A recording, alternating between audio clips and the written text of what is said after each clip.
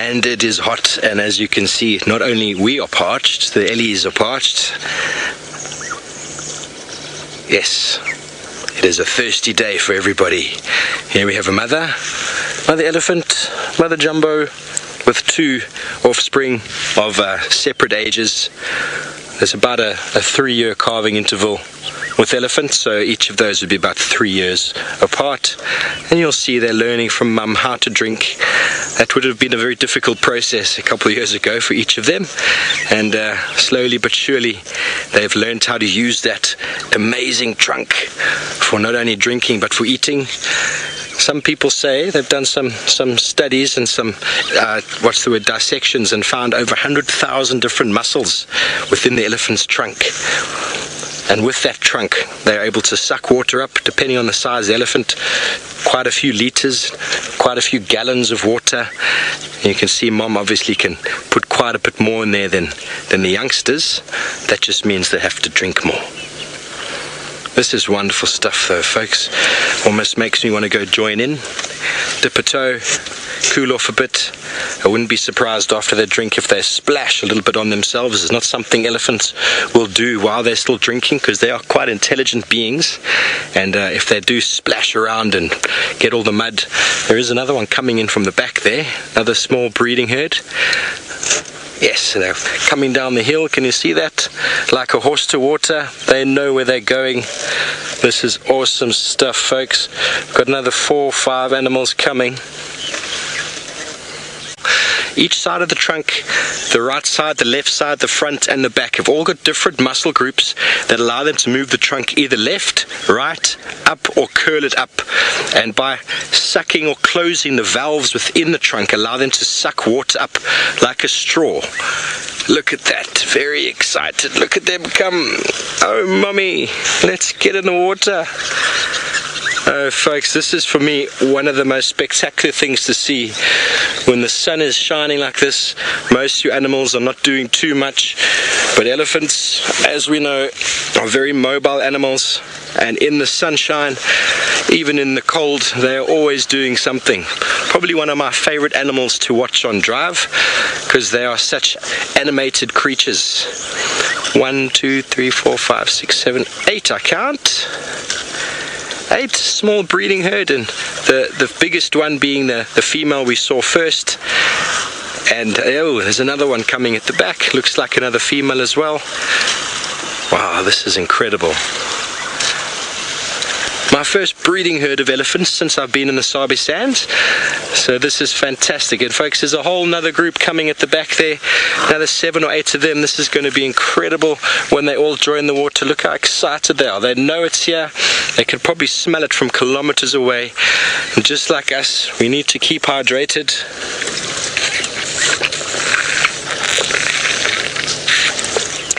Kestrel fox, it is indeed a pool party. Did you see that? There was some behavior there that you didn't actually hear or anything, but that other female coming in from the back, is it a female? I think it is. Something happened with her and the first female actually moved off. But here we have more coming from the back. This is incredible. I count at least 14 now. There we go. Now the elephants are starting to splash. See, there's some body language happening here. Do you see that? The bigger elephant in the middle of the screen has done some...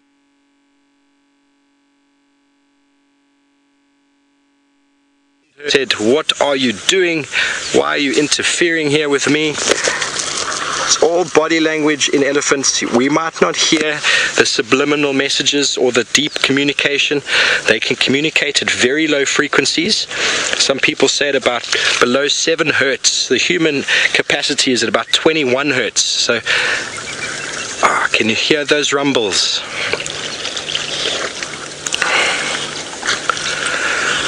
Hello Scarlett, your question is how hot would the water be?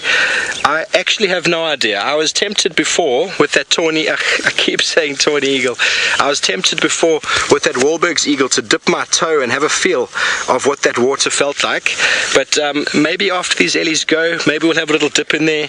The day is quite warm, but we have had a few days of very cool temperature.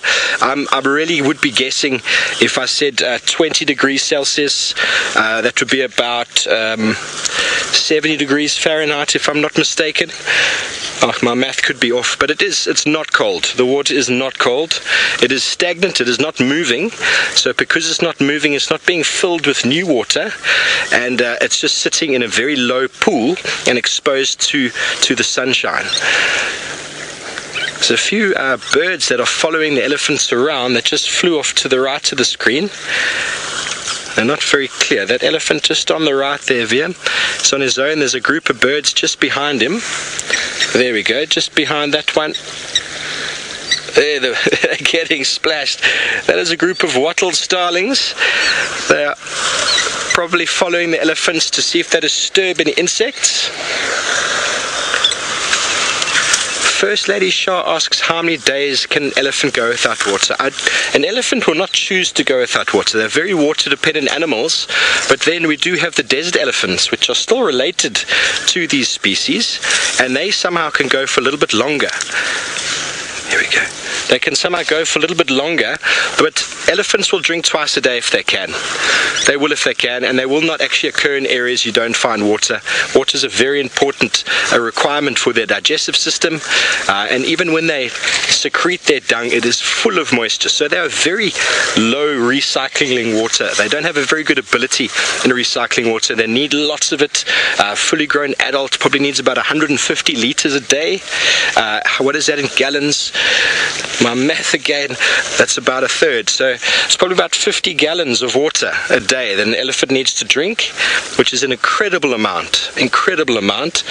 And without permanent water, without a source of water, these animals will dehydrate and they will probably die. But there's an abundance of water at the moment. It is the wet season. There's lots of jostling happening. Everybody wants to have a drink. There's a bit of a hierarchy in the herd here, but it seems to have settled down a bit. Everybody seems quite relaxed. And these elephants just here next to me, I don't know what he's doing.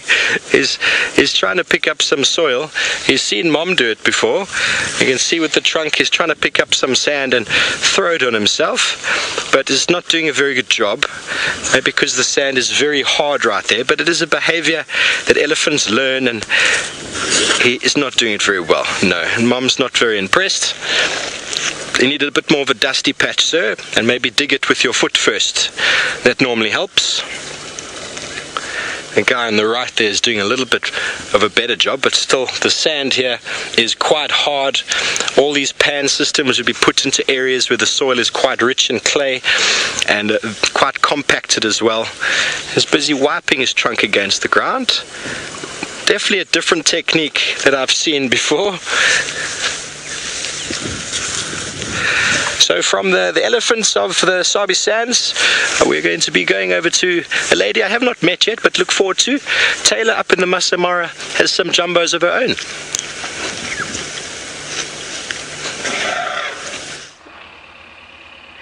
Right, hello everybody. Sorry about about that, Steve, that I haven't met you yet. I hope I get to meet you soon. Sorry, I got horribly distracted. There was a very big car that didn't quite work out what my sign language meant, that I was about to go live, and I couldn't say anything, otherwise I'd get into trouble. You have to be quiet when the links come. It's probably one of the hardest things about doing live television. Hey Manu. No. Anyway, so that was Ralph that you saw. I think that's where the lions are. So we're not too far from him. And what we were looking at, like Steve rightfully said, was the Maasai elephants. But they're on a patrol. They don't want to have anything to do with us this afternoon. They probably been feeding along the Mara River. I feel like there's a trend out here. The elephants that live in this sort of thicket in the middle and don't go all the way up towards the escarpment typically move straight towards the Mara River first thing in the morning. And they always afford us with beautiful sightings in that sort of low light, if we can get up here quick enough. But off they go, marching into the distance. There were a couple more of them too. There they are. But they're moving quickly.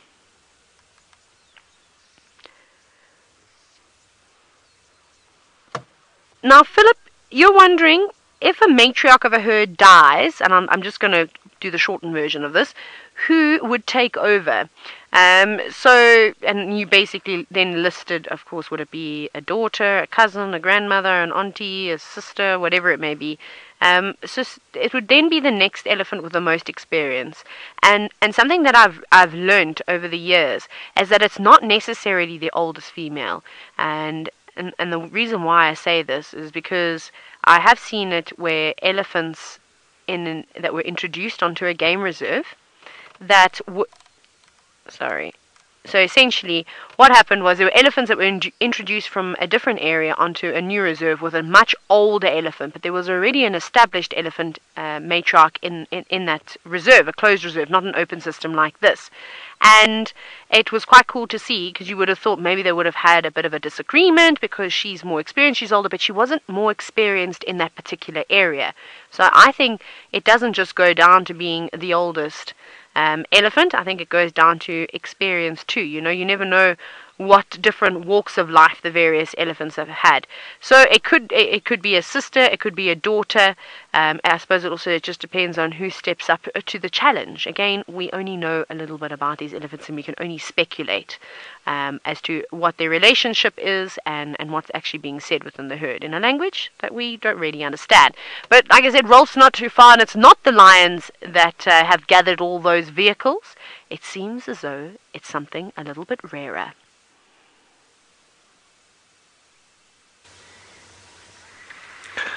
Yes, thanks, Taylor. And we've managed to find a little bit better visibility than the ones yesterday.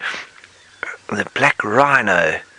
Wonderful to see out in the plains. And I think I'm going to actually change my mind and say that black rhino are no longer browsers in my mind, because here in the Masai Mara it seems all they do is graze, which throws everything out for me, because we do know that they are supposed to be browsers.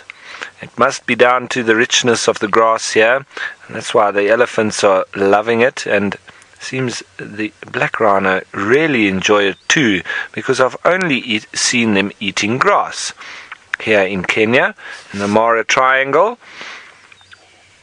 But back in South Africa, on branches and leaves. And one of the things that is very interesting about black rhino, very similar to that of porcupine, they have something very important in their gut, because they do eat a lot of toxic plants. And any normal animal would get very sick and could even die from it. But porcupine, black rhino, and also oryx or gemsbok are able to eat very toxic plants, including one on the spot within half an hour. And that's being the Euphorbia damarana, which when you break one of those, it looks like branches, but it's actually modified leaves.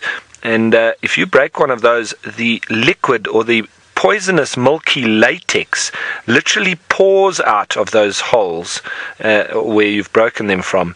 And it is incredible that these rhino can stomach that. They must have something in their stomach which neutralizes it.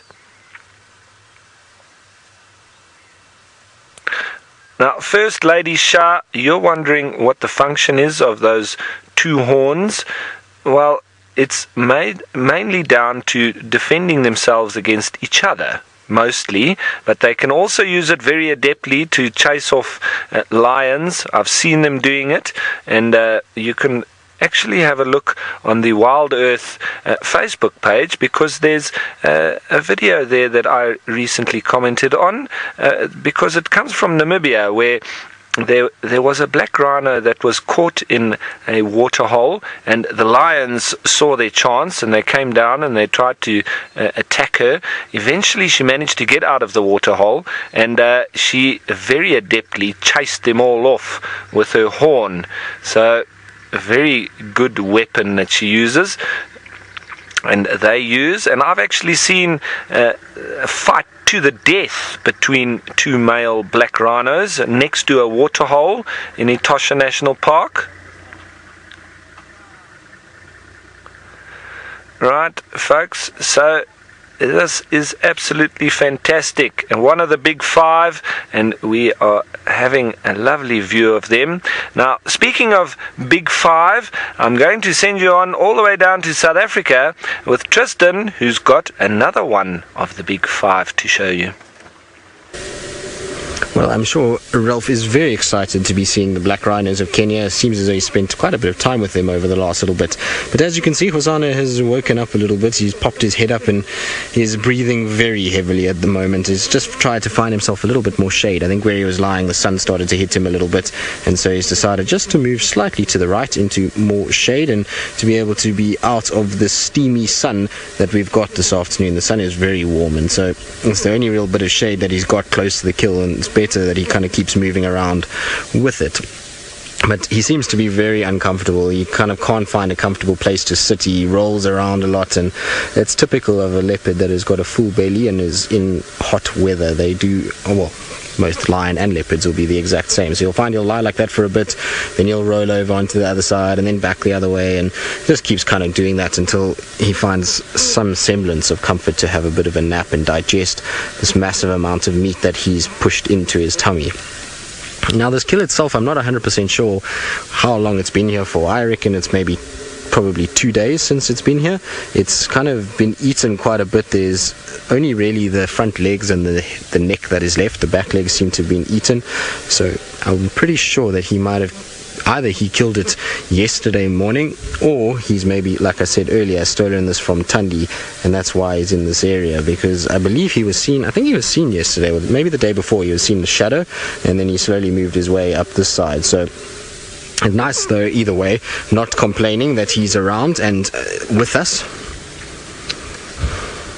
So Julia, you're wondering if any of these animals are in danger of overheating. So it would be a very, very big problem for cats because they've got fur, but they've got two things that they can able to try and kind of keep themselves nice and cool. And the first thing is what you're seeing there with him is that he is panting heavily. He's in a situation where he's breathing quite fast. His mouth will open and there'll be saliva on the tongue and in the mouth itself. And as he's breathing, so that is causing hot air to come out, which causes that water on his mouth and those liquids to basically lift off and to turn into a gas and evaporate, and that evaporation process causes cooling, which then sends the cooler blood in the tongue and the mouth back into the body and helps to control it.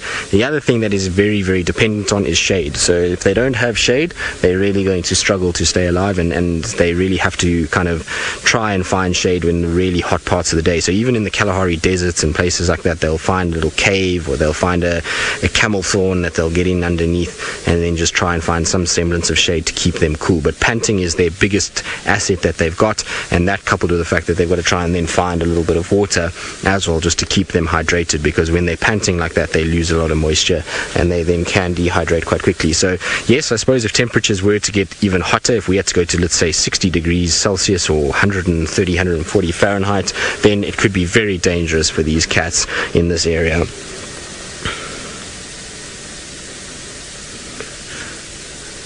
So Scarlett, you're wondering what is the distance between Hosana and the other leopards in this area?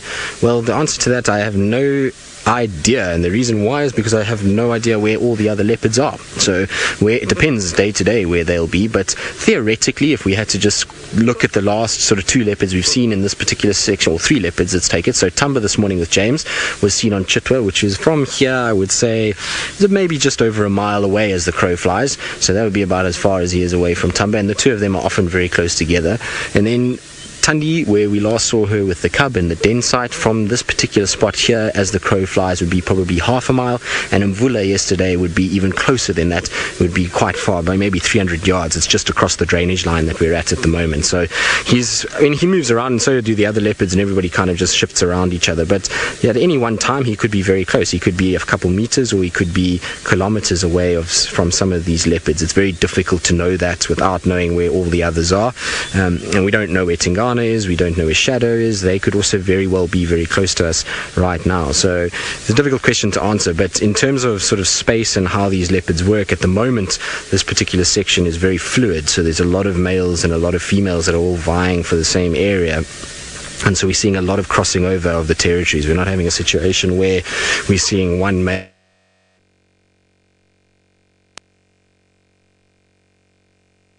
establish themselves and both of them overlapping quite heavily, and then you're seeing with Hosana, Tamba, Tingana, Mvula, Quarantine, and even this newer male, they're all overlapping somewhat to some degree as well. So there's a lot of kind of movement within this current section at the moment, but if it all settles down, then you'll find that they'll try and have as much space as possible, and then you'll see that we'll probably only really see mostly one male leopard and then maybe a couple of females.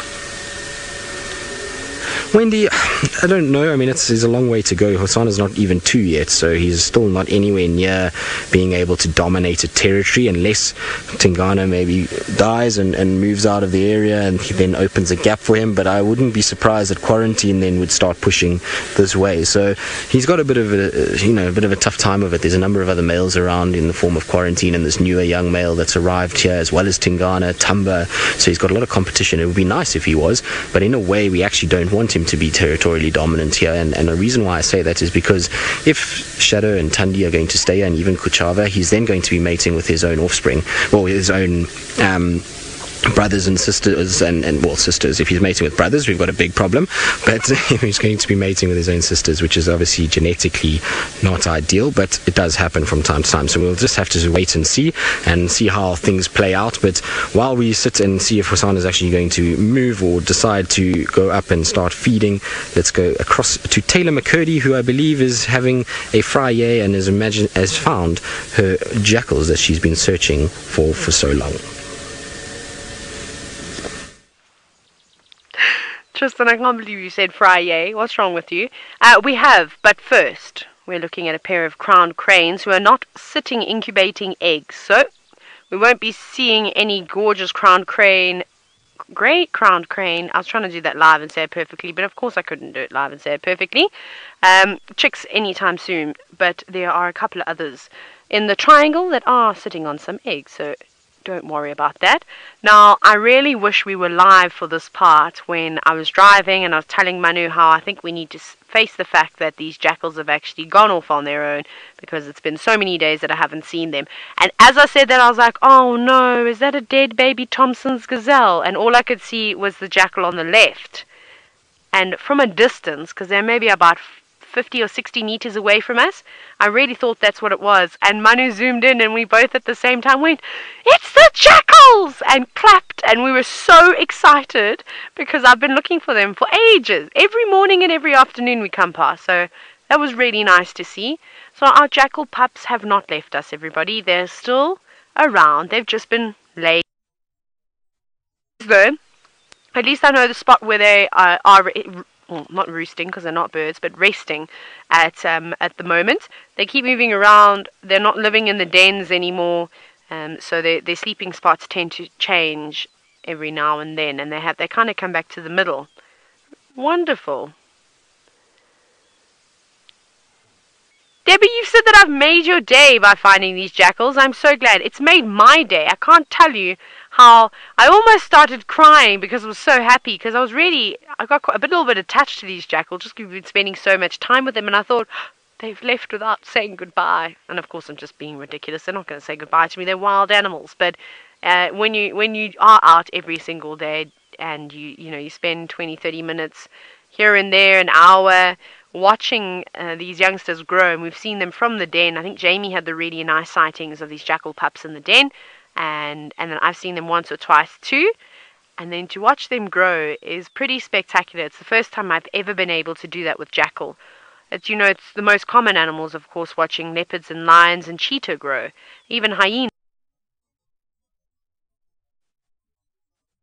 About them is that we're not really offered many opportunities to follow the lives of these youngsters. So this is a first. Whether I'll ever get another opportunity again, I don't know. I don't think it'll be anytime soon. So I really think that we need to appreciate our jackals. Now, on that happy note, I know I said I wanted to read this poem while they were bounding around, but I'm just so overwhelmed that we managed to find them that I thought that we were dead baby Thompson's gazelles just laying in the grass. Right, are you all ready? And okay, before I even get into that, thank you to everybody that did contribute to the Jackal poem. That was very sweet of you. I'm going to read it because I haven't memorized it, and I'm probably going to mess it up, so I'm apologizing in advance. Right. So, of the Fantastic Four. No, Manu. Okay, but I'm going to read it though. I'm going to stay there because I don't know. Okay, let's start again. Manu's not trying to trick me. This is the story of the Fantastic Four, the jackal pups that live down on the Mara floor. Jackals never like to roar. Watching them is not a bore. They like to run and jump and play. Seeing them just makes my day. Round the termite mound they have some fun, but a lion would ensure the fun is done. If life is kind, the pups will thrive and keep the flapjack legend alive. I thought that was quite cool, so thank you to everybody. If you want to see, do you want to see the words? I'm sure you want to see the words, but now you get to stare at my wonderful handwriting. So that's something that we did. And there's probably spelling mistakes. And you can see that I was writing this in the car. I was, what are you finding there, Manu? Manu's looking for spelling mistakes. No, you're reminding me of my English teacher. Get out! That was too long. Anyway, so I drew smiley face and then I was scratching out things. I don't know. I think I was going to write something else as well. So there we go. Finally, we managed to do the jackals. Sadly, though, they're fast asleep. So I don't want to disturb them anymore with my booming voice. I shall let them rest. I know where to come and find them, though, in the morning. Which is cool. Right. I believe you're all very happy that I finally read the poem. My plan was to have them quite close and sort of chasing after grasshoppers. I thought that would have been a nice scene, but you can't have everything, like I always say in nature. So I took the opportunity while I could. After not seeing them for a few days, they made me panic.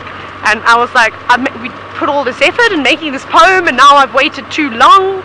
So just had to make sure that we got it out of the way. I'll be able to sleep tonight now. Okay, we're going to start making our way around and see if we can find those lions. Maybe they're up and about. Ralph, however, is still sitting just across the lugger with a rhino.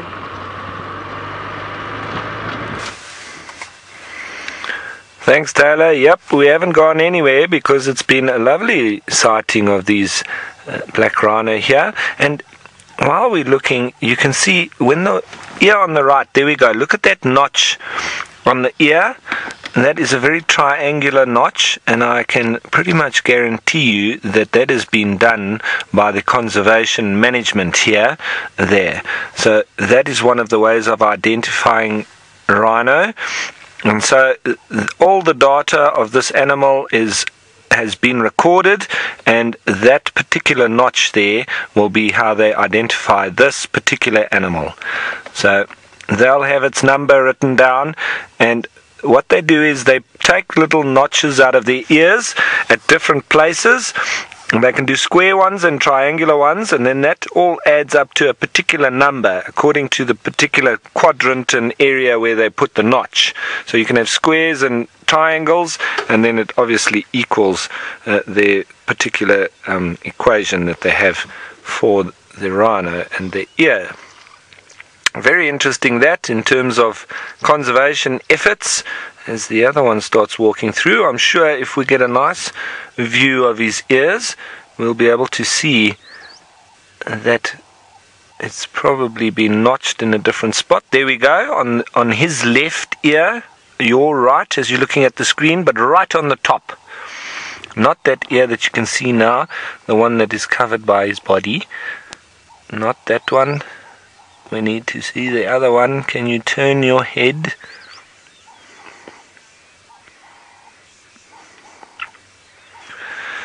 Now, Rihanna, you're wondering how many black rhino are left in the wild. Well, the number has not been released in the last little while because of all the poaching. So it's a little bit of guesswork at the moment. We do know that we had in excess of 20,000, but those numbers have dropped quite dramatically, and so their numbers are on the decline, and I think it was last year when they finally went past the born animals versus the animals being killed. So we've hit the threshold, and we've just exceeded it now with poaching. But in the Masai Mara and the Mara area, there's here in particular in the Mara Triangle, I think there's only 15 black rhino. And they have brought their numbers up slightly, and I think over the entire area there's a little bit over 100. So there is a decent amount of black rhino in this area. The largest population of black rhino in the world is in Namibia, and there they do very well. But they've also only just recently had a couple of poaching incidents, and it's all down to the horns that they have in the front there, fetching very high prices of now around $70,000 per kilogram. And it's very sad because they're actually useless. It is exactly the same compound as your nails or your hair, so keratin being what it's made up of. And so all the uses that these people using all around in different countries, it's not only one country that is to blame. There's many different countries that are using rhino horn in a powdered form for all sorts of medical conditions and aphrodisiacs and cure for cancer and whatnot. But it is fetching a very high price. It's worth more than gold. So you can imagine the kind of people that are very keen to get their hands on a bit of rhino horn. It's very sad because the animal doesn't really need to die for them to get a hold of that. If the animal was darted and it just cut off, like you cut your nails off, it would regrow. And unfortunately, they generally kill them. And then they cut the horn off, and then they trade with that. But there is also two arguments around it being illegal or legal. I'm not going to give you my opinion on which one I think is better. But at the moment it is illegal, and it is trading on the black market, and it's doing very well on the black market. And it's all with the underground drug type syndicates that are trading in this. And the argument is that if they make it legal, they could flood the market with their stockpiles that they have of farmers that have these, and also nature reserves that have stocked them up.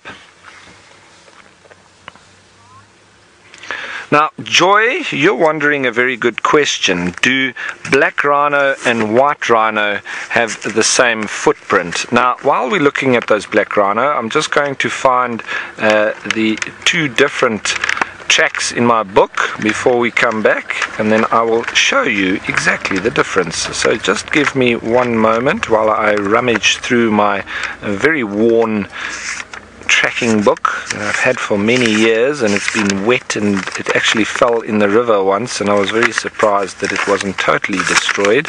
But it's still here, and it's still my little tracking Bible. But I just need to find where the rhino are. There we go. Now if Archie can just come in and have a look here. Okay, so where we're talking about the hook-lipped rhino, this is the rhino that you are looking at, the black rhino, the other name for it. Now, what's very important to see here, obviously the black rhino in general is a little bit smaller than the white rhino, so the track itself is a little bit smaller, but the toes, which there are 3 of, are a little bit wider spaced and closer together as well. Whereas with the white rhino, very close together on the toes, and but it's a lot more spaced because they've got a lot more weight on them, and so they need to spread the surface area of their track a little bit more in order to take all of that weight. Toes being much bigger, and I often say both of these tracks very much look like a worker in a warehouse with the hard hat at the top and the earmuffs on the side. So at the bottom we have a hippo track, and these are the large animals that you will find around, that on the other page being that of elephant. So that the round one being that of the front foot, and the very elongated one being the back foot. So that's just an idea, folks, of the lovely tracks. Obviously this is reduced, so it's not the real size, but you can see a lovely picture there of how black and white tracks, black and white rhino tracks look. So everybody, I think these black rhino are now starting to disappear a little bit through the plain. So we're going to start up, we're going to head around, and we're going to go and see what else we can find on our way up towards the Olololo escarpment. But in the meantime, let's send you on down south to South Africa and Steve. And you with us? We are still on the search. The sun has got a little bit cooler, folks, but not that much. And you've been seeing black rhino. I am jealous in my heart. Jealous, jealous. Awesome, awesome stuff to see those big animals. I really do enjoy seeing a black rhino. Most of the black rhino I've seen in my life, I've only seen for about a minute or two at the most. And they generally are highly mobile in the opposite direction from wherever I am. That's just the way they are. That's their behavior. So for you to see them for as long as you did there, fantastic. So we on Hyena Road now. We're kind of heading towards the northern boundary to come around towards Bufflehoek Dam. We were on foot in this block this morning, and after a big mission in this block here, we managed to come back onto this road, and we found tracks of the pride. We think it's the sticks because we believe now that the unkuhumas have been found right in the north on the other property, north of our boundary. As I said, it's very difficult to tell from a footprint what an animal is, and especially for me, day 3 or 4, I'm actually forgetting. I'm getting lost up in the times here. But we are on the trail. This is about the area that we last had visual of tracks. We came through the drainage line just over here many hours ago. The idea of getting around towards Bufflehoek Dam is if the lions did get thirsty, maybe they moved across to have a drink.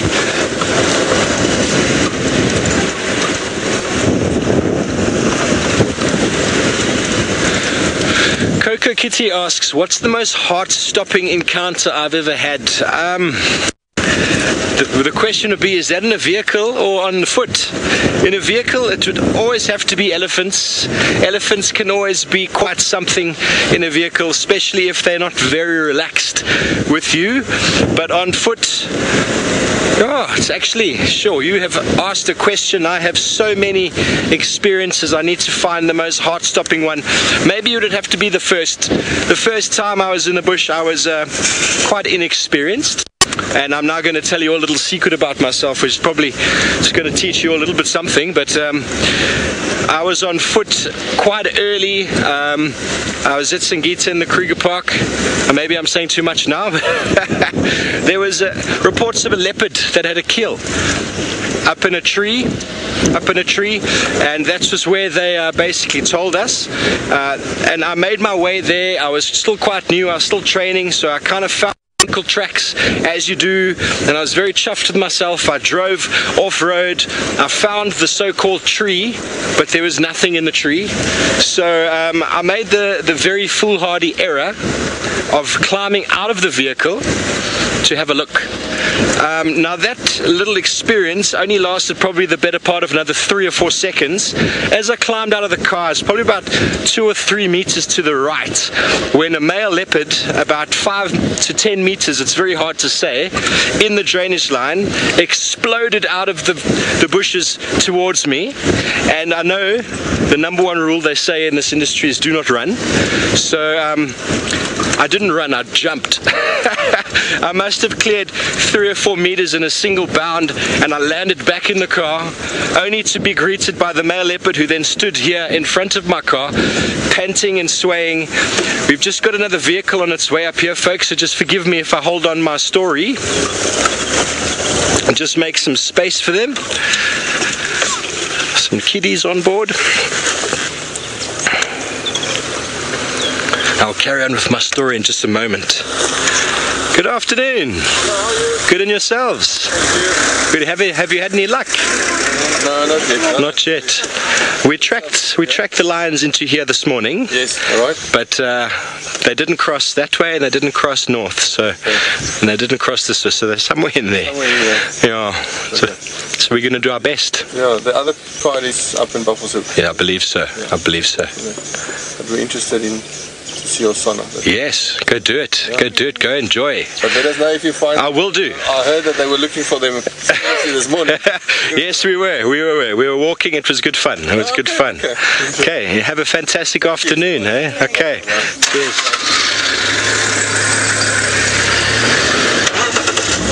So that's one of the vehicles from Jackal camp. Looks like a little bit of a family group out there. It's quite nice. So basically I managed to jump back into my vehicle, and as you've all probably noticed on these safari lives, the vehicle seems to be a safe place. The animals don't see us as a human anymore, and he stood here in front of me 1.5 meters, panting and spitting and looking for where this individual had gone, and my heart was in my mouth, and he then proceeded to go down back, drag his kill a little bit further up. It had fallen out the tree, and apologies for that. It was quite a heart-stopping moment, and I think the biggest error I made in that whole encounter was telling my mother shortly after. So that was probably the worst thing I could have done. But there are countless other experiences I have that are heart-stopping, but that probably being the first one, because I didn't actually know what I was doing. Have been trained and educated decisions, still heart-stopping nonetheless, but I felt more cold than I did in that one. So we're right now on the northern boundary. We're just going to go east from here. A little bit cooler under the shady tree. Notice I slow down just to get a little bit of wind on the face.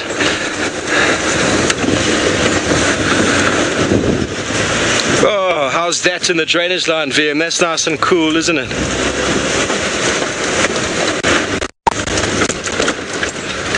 So we're going to continue up here. We're heading towards, as I said, Buffelshoek Dam. Once we get there, we'll probably get an update, see if there's anything to find. And but while we do so, I believe Tristan still has the little prince, and I'm not sure what he's doing, but please go and enjoy that. Well, he's doing what he's been doing most of the afternoon. He's having a really good nap, so it's all still nap time, and it's what we thought he would do. Even though we're spending time here and just waiting for him to kind of wake up, it's nice just to be around him. And I'm pretty sure that as the sun starts to get down, it's starting to cool off quite a bit now. It's not nearly as hot as when we first started. And of course, we also are in the shade now. As when we first started here, we were in the blazing sunshine, and it was incredibly warm. But now that it's starting to just cool, there's a little breeze blowing. I would imagine that he might wake up and then start going up and feeding. Maybe I would say at around sort of 6ish. That's what I'm going to say. But until then, it's going to be all about having a good nap and trying to just kind of cope with this massive full tummy and the heat that is being generated by trying to digest meat like that, as well as the sun is gotten all around him. So it's going to be a sort of tough afternoon, and it's always the case with leopards, is they have, they either in a state like Mvula where he's looking for food and is uncomfortable because he's looking for food, or you're in a situation where you are overly saturated with meat and then still uncomfortable. So it's a bit of a lose-lose situation if you're a leopard in the bush in the summer months. It's never very easy at all. Now, I know a lot of you have been probably worried about Mvula. I saw lots of you were talking about Mvula yesterday, and actually last night we followed him. We went out back after a game drive and went and had a look at him, and he was actually still looking for food, and he was on top of a termite mound and trying to actually get to some warthogs. So I hope he succeeded and eventually got himself a meal.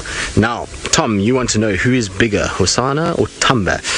Tom, difficult to say. I mean, I haven't seen Tamba for so long now that I don't really know how big he is in relation to what Hosana is at currently.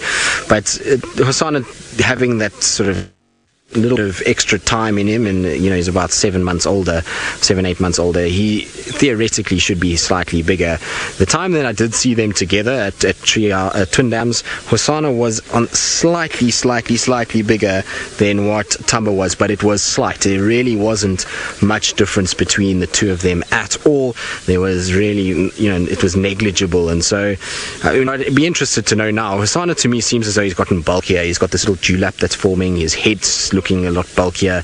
So I would be interested to see Tamba. I know that James saw Tamba this morning, so maybe I'll have to have a chat with James and just find out what he thinks. But I think they're still fairly similar. I think there's a situation where they're pretty much similar genetics, and so I would imagine that both of them are on a pretty even keel. And because Tamba is slightly younger, maybe he will be a little bit bigger. Maybe Tamba just grew fast and Hosana's going to catch another growth spurt, or who knows what this sort of situation is going to be. But at the moment, fairly even. But I think Hosana would edge him slightly in weight and maybe even a little bit in height, but not far at all. Now, just now I was talking about Mvula, and we were sort of chatting about how he is and all those kind of things. Now, Mita, who is a regular viewer for us, sent in a poem about Mvula, and I wanted to read it to you because I thought Mita did a really good job, and I was thoroughly impressed by her poem and what she wrote. And it goes along the lines of this. It's titled The Old Man from Djuma. Now, it says, "Careful, careful, I must step through the savannah night and day, not leaving my scent hiding my steps. Watch out from Tingana, they always say. With age comes wisdom, I tell you, my friends. Careful, careful, I always step." So, Mita, I think that is absolutely wonderful, and I'm very, very glad that you wrote it, and I'm pretty sure if Mvula was able to understand that he would be very, very glad that you wrote it too. So I think that was a wonderful little touch from somebody to write a little poem about our old man. Now, Faith, sorry, you did send through a question, and I was busy reading that, and I didn't actually hear it. If you can just repeat it for me. But I do hope Mvula, just carrying on with the Mvula thing, I hope that he does find a meal soon and we see him getting back to his normal self and getting himself nice and big and bulky again, much like this young man. It's amazing kind of to see the difference between the two and just see how much more kind of muscle structure there is on the sort of hip area of Hosana as opposed to Mvula. So Debbie, you're wondering what the smell is here right now. Well, Debbie, it doesn't smell like anything really. There's no scent of meat, there's no dead smell, there's no smell of a cat in any way, there's no smell of urine or anything like that. It literally smells like normal air. There's actually not even really a scent of any of the vegetation, and it's quite weird because normally in the summer months you can smell something. You can normally smell either flowering plants or herbs that you've driven over, so things like wild basils or wild sages, or you'll have that smell of kind of dampness in the air from rain. But because it's fairly dry today, there's not really any of those smells. It's only when you actually drive over the grass that you get that smell of fresh grass. So I don't know, Debbie, if you've ever been anywhere where somebody's just mowed a lawn, you get that smell when you're driving off road at the moment. But sitting like this, very little. Could also be because the wind is coming over my shoulder and blowing away from me, so the smell of that carcass and the smell of Hosana, particularly mine today, is probably not as sensitive as Hosana's or many other animals out here. I went for a run today and feels like my nose is all blocked, which is not ideal. So it's hopefully maybe that's why. Dave, do you smell anything? No, it smells pretty normal out here, doesn't it? There's nothing obvious to our noses that we can pick up between Dave and I.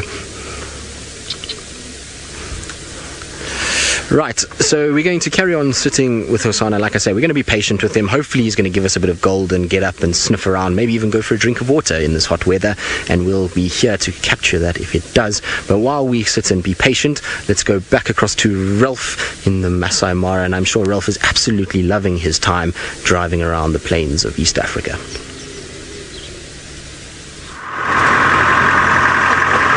Thank you, Tristan, and I am absolutely loving driving around in the plains and grasslands and marshes and muddy areas of the Masai Mara and the Mara Triangle.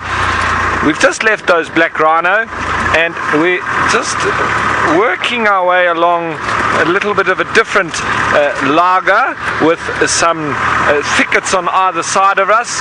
We were just hoping to see if maybe there were some other black rhinos showing themselves, or maybe possibly even a leopard.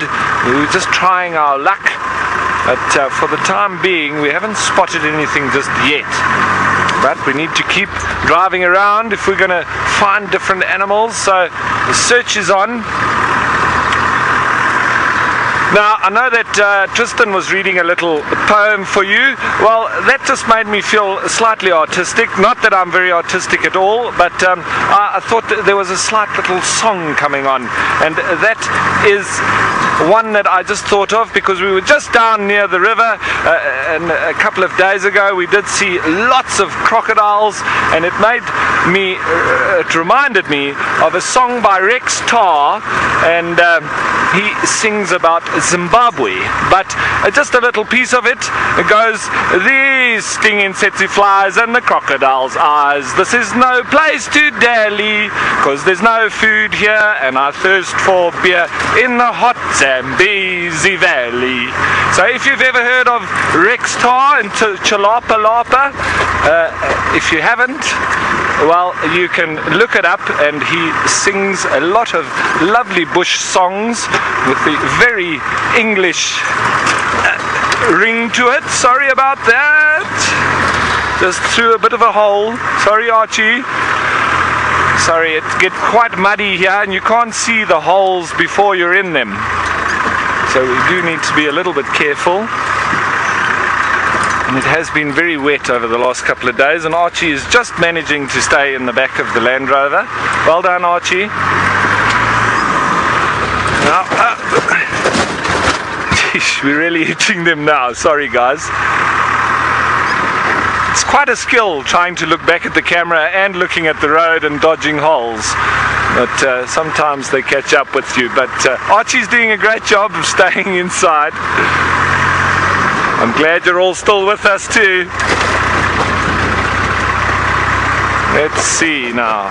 The grass is very long on this side, so even like we saw yesterday with the black rhino, it's quite difficult. Danny Go, thanks a lot for commenting about the good song. Well, it wasn't really a massive song, it's just a little bit of a section or part of it, but thanks very much. I like those African themed songs.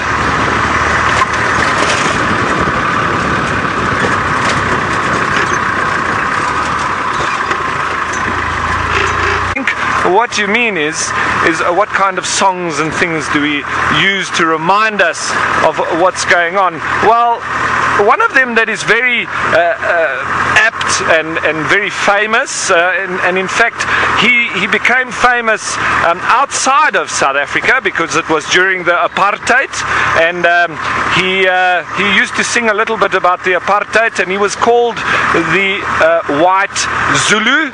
His name is Johnny Clegg, and if any of you have heard of him, I'm sure you know how he sings his Zulu songs and very classic African songs. Now just hold on everybody, we're going through a bit of a soft patch here, so we just engage diff lock and make sure we get through, which we have. So Johnny Clegg, a very good one, and very nice sort of African feeling to it. And I'm sure I'll have to chat with Archie and Manu and get some of the Kenyan musicians, but there are some very lovely local bands and music that I've been hearing around. And the Kenyans have got a very particular sound, and they do use quite a bit of the, what do you call it, the electric piano, and they make quite specific sounds with this electric piano.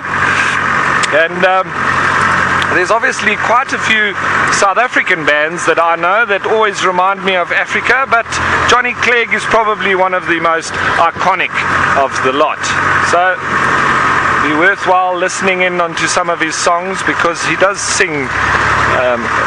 The sound is very African, and he also sings a lot about the history of Africa and how things have changed and all the beauty of it and so on. So it's a lovely person to listen to.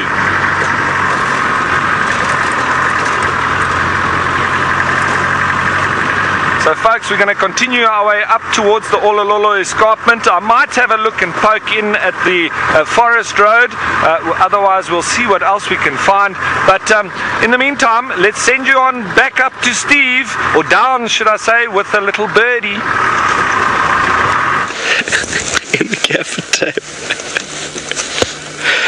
And you've come from a sing-along song to a tawny eagle. I believe Ralph was singing. I'd love to hear Ralph's voice. Can only imagine it was delightful. We have a tawny eagle, folks. It just took off the ground here. I don't want to go in and investigate just yet. Tawny eagles can be quite a good sign that something predatory was in the area and have left something on the ground. But the tawny took off the ground, which means that whatever predator might have killed something would have moved off by now. We've moved past the dam already, Buffelshoek Dam, and this is the block that we were in this morning that the lions were definitely hunting in, because they're going up and down, left and right, east, west, north, south. They're really giving us the runaround, and it's not uncommon for lions to kill and leave. You know, I've followed lions once before all night, and they killed at least 6 different prey animals in that space of time. There were 20 lions, given that, but they killed a zebra, a wildebeest, and the rest were impala, and it was quite phenomenal to see. We all think lions are lazy and they don't do too much, but they can really mission if they are hungry. And considering the distance these animals have come, they came all the way past our camp, and I believe they weren't even in the property yesterday. They were all the way to the west. So in the evening they got hungry, they kept walking in direction of the wind, and who knows where they could be. But we've got the tawny eagle, which is a good indicator. It's a good scavenger. I'm going to get off the car in a moment, seeing as we've seen the tawny eagle. You've got a nice visual of him there. I'm going to have a little quick look in the bushes here, and hopefully nothing untoward is too close towards me, but I don't think, considering that the tawny was on the ground, that there will be a lion. But we'll go and have a little look, and while I'm looking, I believe that wears striped pajamas for you. We always have something to show you or something to say. Now, not only are we fortunate enough to watch the sun set and rise on most days, some days it's a bit cloudy, but we know it's happening, we get to see the zebra doing exactly the same thing every single day too, and that is make their way up from the floor of the triangle up towards the escarpment, and some of them may make it to our camp. We have lots of zebra around camp, but I do know we've got a few new viewers who have joined us today. So for those of you that don't know, there's no fences around our camp in the Mara, so anything can come up there. Whoever's brave enough to walk up that hill will be enough of a deterrent for me. It's a steep incline. Hey Manu, I think your legs would hurt going up there. But anyway, zebra are much fitter than what we are, and don't find it particularly difficult, especially because they're doing it every single day. But they'll come around and they'll munch around the tents, and sometimes defecate around your tents too. It keeps you up.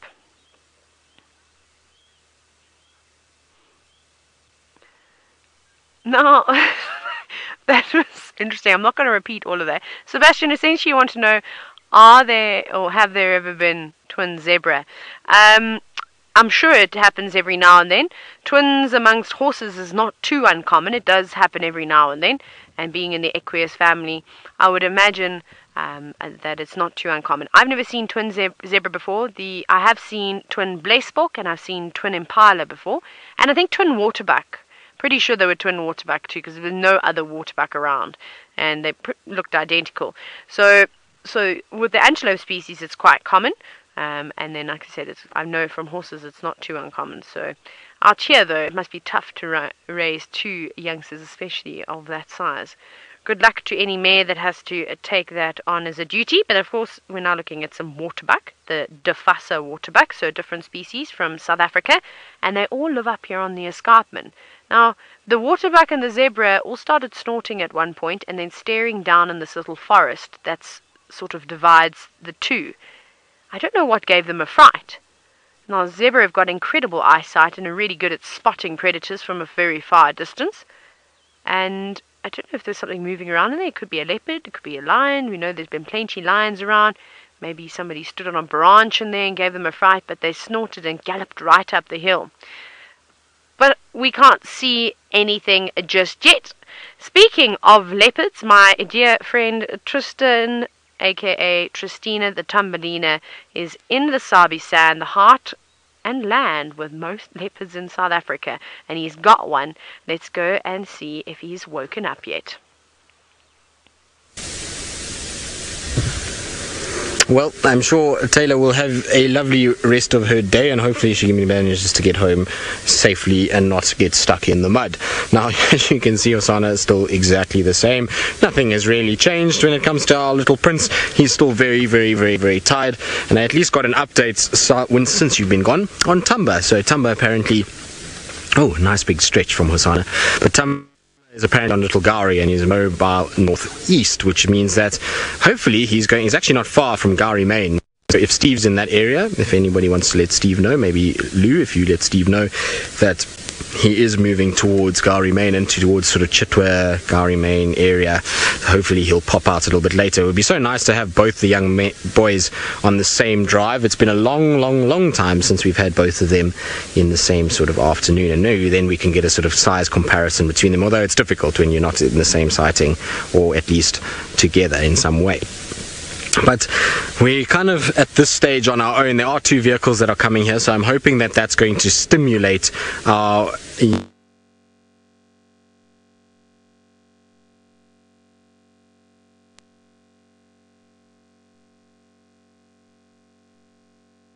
So I wouldn't be surprised he stands up and finds himself another little shady spot again. The problem is, for him, is that the shade is now beautifully on Dave and myself. So we've stolen the nice big thick part of the shade, and so he's going to have a tough time to find it unless he decides to come and lie right next to us, which will be quite interesting.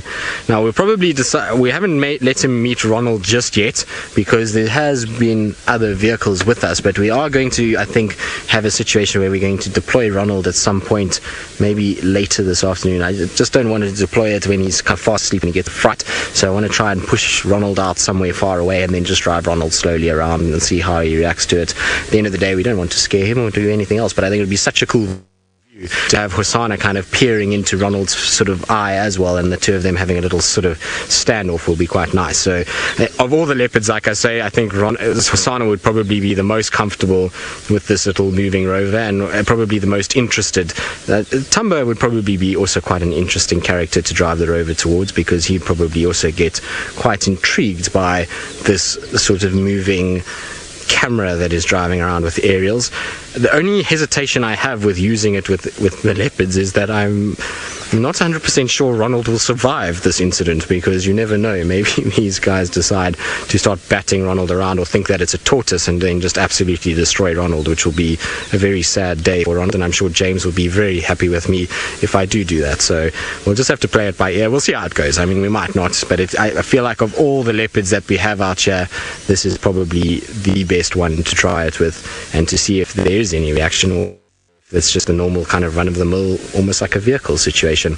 I surmise somehow, though, that there will be a reaction to it. I doubt very much that a leopard would just ignore it. It's something new, it's something foreign, and so either there's going to be a situation where he'll perk up and kind of try and move away from it, or there'll be a situation where he'll be very intrigued and then come in and sniff at Ronald itself. So we'll see. I don't know. I'm a bit on the fence about whether I'm going to use it or not, but we'll try a bit later.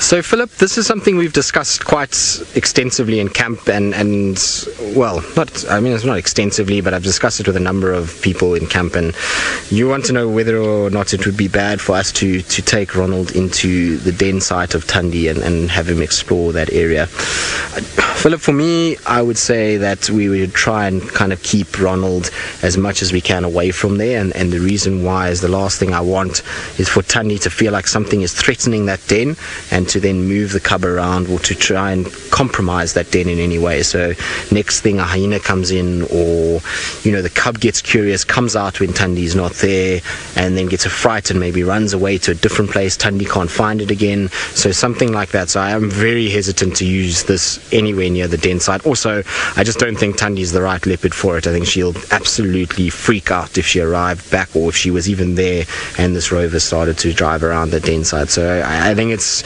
not the right thing for Tundi at all, and I think we would be really probably doing ourselves a disservice. Well, not only ourselves, but her a disservice as well. And I think the point of all of this is to try and observe without causing any untoward damage, or to try and not freak out our animals. And I feel like, we've made so much progress with Tundi over the last little bit in the den, and her trying to be a lot less aggressive towards us at the den, that putting a Rover in there and just making her uncomfortable and making the cub uncomfortable just doesn't seem like the right thing to me.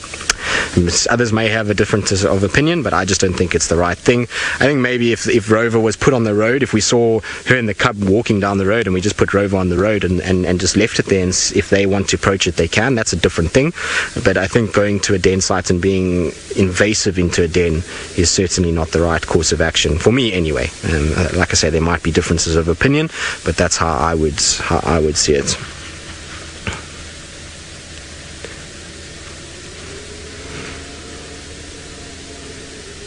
Mila, you say you would love to see the interaction of Ronald and Hosana. Well, because you would love to see it, we will do it at some point this afternoon. Like I say, I've also got to, take into consideration the other vehicles that are with us, and so we can't deploy Ronald when there are other vehicles in the sighting, because obviously it ruins their photographs and all kinds of other things, and it's not what they came here for. So we'll have to be very careful with that, and it's only if the other vehicles leave will we be able to do so. But we'll definitely try, and we're going to try and see how he reacts. I want to try and start it also far away, so that he has enough ample time to watch it kind of coming along. I don't want to just put it next to him and then he gets a bit of a fright, so we'll have to drive a little bit and then just plonk it down quite far and then let it go. But there's a bit of yawning there, so maybe it's a good sign that he is going to start waking up. You can see he's getting more and more into sun, and so I think he's going to have a situation where he's going to have to move fairly shortly and try and find himself a new place to rest, which might be a good thing for us. Maybe we'll try and move Ronald and put Ronald in a place where I think he might go. I was saying to Dave it would be really cool to drive Ronald towards where the tree is and then park it in a way that it's angled up, that we have a full view of the tree. And then imagine if Hosana came and jumped over Ronald to get up into the tree, and we had that whole jump from underneath a leopard, because that's not something that many people have seen at all. It'd be really cool to see. The problem is this tree is not really a very nice climbing tree, so I think Hosana will be in it in the space of about 2 seconds, if he even has to jump. I don't think he even has to jump to get into that tree, so I don't know if he's going to be any good for that, but you never know. We'll try and think about how we're going to do this and what we'll kind of come up with in terms of being creative with Ronald the Rover. It opens up a whole new world, really. It's an amazing little tool to have, and it would be really interesting. And just that angle that you get, so it kind of always reminds me of it must be something like a dung beetle must feel when we come plodding along, or a giant African land snail. I know their eye structures are not anything like ours, but if they had eyes like ours, that would kind of be how the world must feel to them. There's just kind of these massive things all over. And I had Ronald out earlier and I was looking at how the grass looks, and the grass is massive in comparison to the little camera. So it would be amazing just to see what Hosana looks like from that point of view. Hello boy, are you awake now? No, we're not awake. That was a moment of itching on the ear. So, Scarlett, you're wondering what Hosana means. It means little chief, and so he got that name obviously because he was part of the kind of royal family and Kruger being the queen of Djuma. It just seemed right that he also got a sort of royal kind of title, and so he was named the little chief, which of course in the areas that we operate, a lot of the areas here have tribes in them, and therefore the chief is the highest member of the tribe, and so little chief seemed like a really good fit, and I like the name. I think it suits him very well, and I like the way it sounds, and of course it's original. There's no other Hosana leopards that I know of.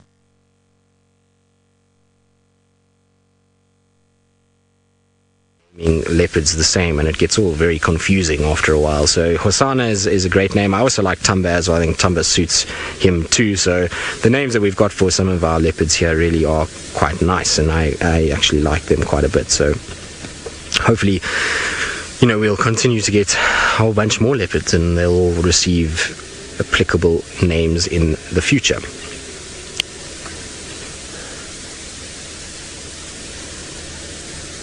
Right, now I believe, we've been lucky and we've managed to find a leopard straight off the bat, and we've been able to sit here and enjoy the company of little Hosana.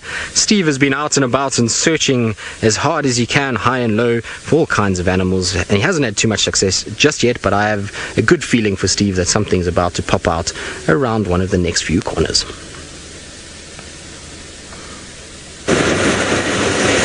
Thanks very much, Tristan. Oh, and as you said, something's going to pop up. Something pops up. Thank you, VM, for popping that up.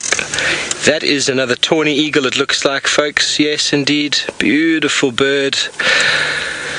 Yes, Tristan is quite right. While he's been enjoying the shade and enjoying the little prints, we have been missioning around the concession, but it's been wonderful. I'm learning the roads quite nicely now, and I have a bit of a grasp on where I am. And there we have another tawny eagle. It's not the same one we saw before, but Masters of the Sky. Now, if you look closely at the sear, the mouth or the gape, it extends to the middle of the eye. Can you see that? Whereas the Wahlberg's eagle, that yellow line of the mouth, almost the side of the mouth, the cheek, extends to just in front of the eye. So that's quite a nice way also of identifying the difference between the Wahlbergs. And there you can clearly see the back of the head is very round. It doesn't have that crest that you quite often see in the Wahlbergs.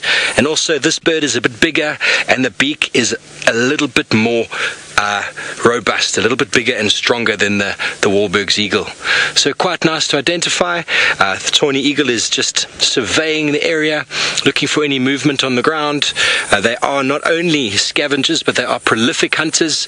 I've been driving along the road once before, and I startled the scrub hare out in front of my car, and a tawny eagle was probably sitting just like that, and he capitalized on the situation, and in moments he swooped down and grabbed that little scrub hare by the back of the neck, and it was all overs for the scrub hare as he took off into the wilderness. I've seen similar feats with Franklin that have also unfortunately been startled by the car, and the tawny eagle makes good work of such easy quarry. Amazing eyesight, over 20 times better than ours, so you can't even imagine what he's seeing over there. We use binoculars and yet still don't have the same depth perception. Okay, folks, so we spent a little bit of time around the dam. We were trying to find tracks. Nothing seemed to come out towards the dam. Even old Scuba Steve was nowhere to be seen. So Buffelshoek Dam is a very quiet area right now, and the lions have not done anything. So we've decided to see if we can move on south towards Chitwa, to where James had the young Tumbo this morning, and see if we can find what he's doing. It has been very hot, so I doubt he's moved anywhere. If he has, probably won't have been too far, or it might be to a little bit of water. So let's see if we can go find him. Please send through your questions and comments. We're very interested. April asks if there are any hawks, and we have got lots of hawks. We've got sparrowhawks and goshawks and just plain hawks. So I could get my bird app now and list them all for you, but just off the top of my head, we got the little sparrowhawk, we've got the shikra, which is basically a hawk, we've got the dark chanting goshawk, the pale chanting goshawk, we've got a rufous-bellied sparrowhawk. There are a number of them, all small little accipiters and all part of the hawk families. In the last few days we've seen quite a few sparrowhawks, and also the lizard buzzard, which could be quite similarly related to the hawks themselves. And then also the falcons, which are quite closely related as well. And here we are. Oh, guys, we've got some buffalo. We were just asking if we could find buffalo. Old VMU beauty. We've got at least 3 bulls over here, guys. Give us one moment. We're going to reposition. I don't think they're going to move off. But here we are on Gowrie, Maine. And we've got buffalo bulls. Look at that. VM, you called it, what?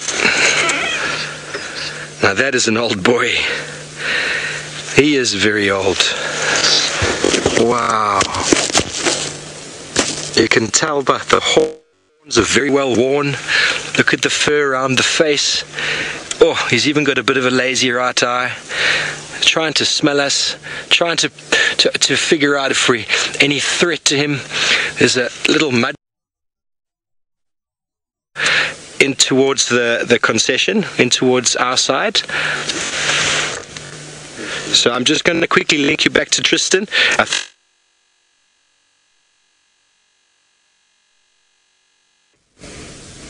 Indeed, so we put Rover down, and you can see Hosana is immediately interested in the Rover. So I'm trying to see what I can actually see with Rover. Hopefully we'll be able to get a view of him. Hosana is kind of coming towards it already, so this is very cool. Rover's just next to me here.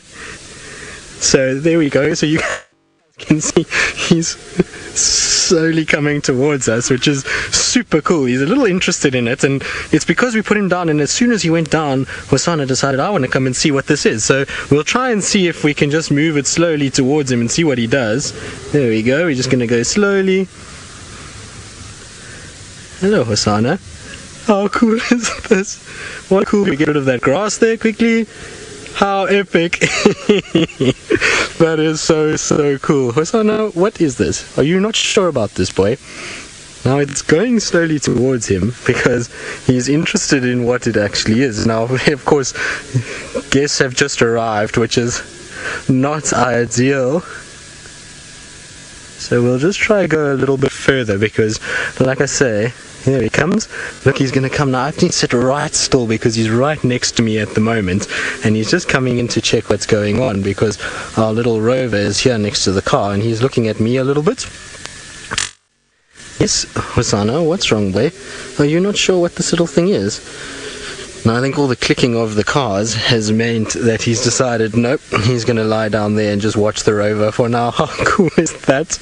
That is as cool as it gets, I think. I don't know how you all feel, but that to me is amazing. So maybe let's do one word tweet as to what you think about Hosana and the Rover, because that to me is the most ridiculous thing I've seen in a long time, and it was super cool to see him coming in, and I'm pretty sure he'll react with it a little bit more if it was able to drive around. Like I said, there's another vehicle here, so I'm not allowed to drive it anymore. We have to just keep it by the car, but I'm pretty sure Hosana would be very comfortable with coming a little closer to it and certainly would want to investigate it a little bit more. But how cool was that? Is that the first time we've got a leopard on the Rover, Louise? I would like to know. I hope so, because Rover's been a fairly static object around the dam, and so it would be super cool to see that sort of view for the first time. And now we have tortoise cam almost, as in Ronald's case, is what a tortoise must feel like when a leopard comes cruising up towards it. But that was very cool.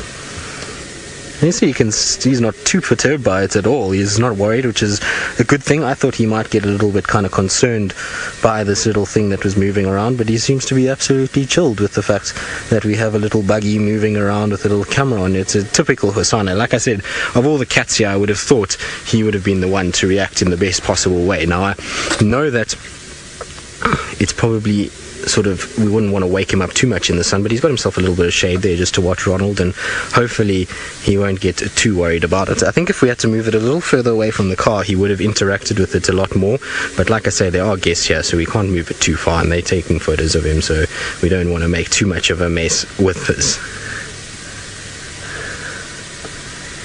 Avi, you say your one-word tweet is awesome. Now, I know I've got my back to Hosana, but like I said, I was trying to watch Ronald as well as not move too much because we were trying to see if Hosana would come any closer. But it is awesome, isn't it? There's nothing but, I mean, the fact that technology today, it absolutely baffles me. Here we are sitting on a car, not only broadcasting from a vehicle, but we've got a situation where we've got a leopard just over my shoulder. There you go, you can see Hosana's right here. Rover is just below, so Rover is right over here somewhere, just behind the car, and is sitting there. And so you've got the situation where we're not only able to broadcast off a vehicle, which already blows my mind, but you've now got a situation where we're able to have a remote controlled feed that can kind of go around. It's absolutely amazing, and our tech team are a bunch of geniuses. Whatever they've done here and how they've managed to do it, Conrad and Jared, you've done a fine job, and this is certainly a very different view of a leopard than we've ever had before. Well, I think so anyway, and hopefully you all out there are enjoying it just as much as we are. You can see Hosana is not perturbed by it at all. He's looking at it as if to say, what is this? It's almost tortoise-like in its kind of movement, and so I suppose that's what he thinks it is. Maybe he just thinks it's a very different type of tortoise that has got a little red light in the front and it makes a bit of a noise when it walks. But he certainly is somewhat kind of interested in it, and like I say, he's kind of watching it, but he's not really too phased at all. Coco Kitty, you say lepidabulous? Well, it is. It's about as good as it actually could ever be. Sitting there, panting away, is as good as it gets. How cool is that? It's absolutely cool. I want to show Dave, because Dave can't see from where he is. Dave, if you want to just have a little look around so you can have a look through there. How cool is that, Dave? Wow. So Dave, we're going to try and clean the screen so that you can see better, but it's very, very cool to see. So Dave thinks it's awesome. Of course, Dave is a cameraman, so he would be far more intrigued by all of this than a lot of other people, because, you know, it's a cameraman's dream to get very different little shots. And so for us to see a little low angle photo or video of Hosana is very, very cool. Now hopefully, like I say, he decides to kind of just flop down, because if he does flop down, then we're in a situation where we don't have to stress too much about kind of moving the rover. I think if we move the rover, he's going to get very curious very quickly. He's still looking at it, he still wants to know what this thing is and why it's in his little area, but either way, it's very cool that we've got a leopard on Ronald. So Ronald meets Hosana, Hosana meets Ronald. Happy relationship going forward, hopefully. Dale, you say sneaky. Well, it is sneaky, isn't it? I think we were very sneaky to try and get it in there, but like I say, now I can't move it anyway, because otherwise everyone's going to get very upset with me, particularly if Hosana moves. So we'll have to wait for all these other cars to get burnt by the sun and to move away, because we're now in the sun again, and so hopefully they'll all move. Hosana's got some shade, we've got Rover next to us, and hopefully everybody will decide to just kind of move and go the opposite way, and then we won't have to worry too much. We can sit here and see if Hosana will come and investigate Rover a little bit further. You can actually see, before the guests arrive, I actually had Rover a little bit further away. I brought him back in because of the fact that he was sort of coming towards it. So there's actually a little tire track. If you look where his paw is, or a little bit down from there, right there, you can see the little tire track from Rover. So I hastily retreated Rover because I didn't want Rover to kind of be right out in a way and all the guests to be able to take photos of him. So I've retreated Rover, but that's why Hosana kind of came in to have a little look. Hosana, are you not sure about this boy? Or do you not really care? No, doesn't really care, does he? He's kind of very sort of blasé about the whole thing. Feel like he's like, oh, you know, just another thing that I gotta get used to. I've used to all the wild antics of the Safari Live crew, and so, you know, I've seen people doing all kinds of things, seen them on foot, and so a little Rover, well, what's that to get used to? That's nothing. So hopefully that will be the case. And like I say, of all the leopards to try it with, I think Hosana was definitely going to be the best option, and I'm so glad that we managed to find him. And it was funny enough, when I got onto Jigger this afternoon, and I said to James, I want to go and try the Rover, because I have a funny feeling I'm going to find Hosana or Tumba this afternoon, and I think either one of them would be fun with it. And so he said, no, actually, funny enough, Hosana is around. And so there we go. Now we've got the most epic view of one of the prettiest male leopards we have out here.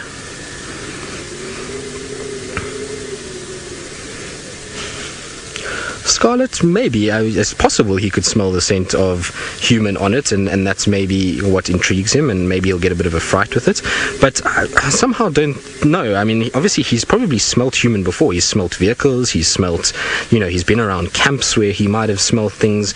So who knows what his reaction would be. I think he's kind of unperturbed by it, but let's see. He's going to decide to maybe move. If he stands up, it's going to be so cool. He's busy yawning. If we go to the sort of Rover, if he stands up, there's a big yawn.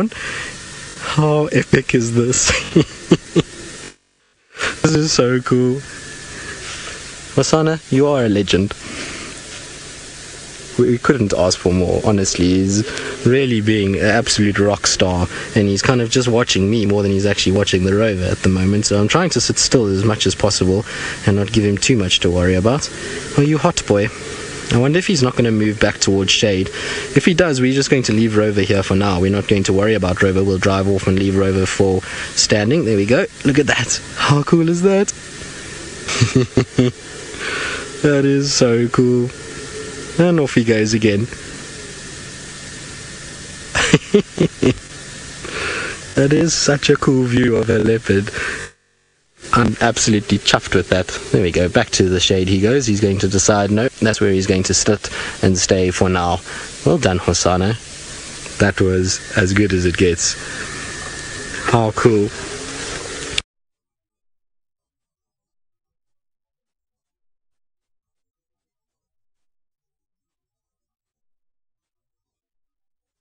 Well, I think so, Dave. What do you reckon? Very cool, hey? A bit later.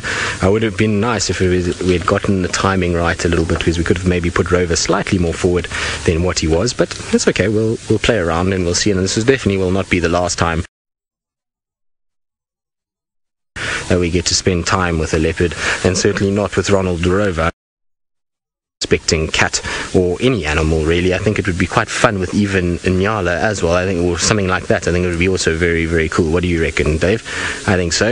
I feel like Ronald's not going to last long though if we keep doing this. I think we're going to have a situation where poor Ronald is probably at some point going to meet a sticky end between all these animals, but oh well, it's fun anyway. Let's see how it goes, and we'll kind of figure it out as we go along. Anyway, while we sit with Hosana and we see what else he's going to get up and what other things will entertain him, let's go back across to Steve, who's been, like us, waiting patiently for something to come out on the boundary.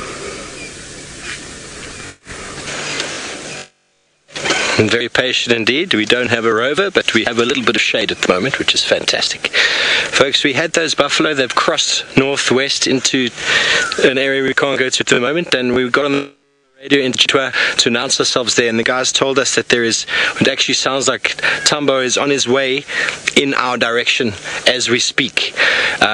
We can't go into Little Gowrie. He's moving in Little Gowrie now, but they basically told me just stand by here on the junction and wait a little while and they'll keep us posted. But 15 minutes or so he might emerge out of the bushes, which is quite nice because it's still quite hot, which means he's moving in this heat. Maybe he's hungry or maybe he's thirsty, who knows. I haven't seen him yet. I believe he's a beautiful little leopard with big ears. It'd be nice for him to come out and give us a little bit of a show. We don't have any toys or treats to throw at him, and I'd love to have seen how Hosana reacted to old Roger. That sounds like a whole lot of fun Tristan's having over there while we're doing all the work. Thanks, Trist. So please feel free to I apologize, his name's Ronald the Rover. Indeed it is. I saw him this morning as the guys were playing around. So folks, please send through some of your pictures.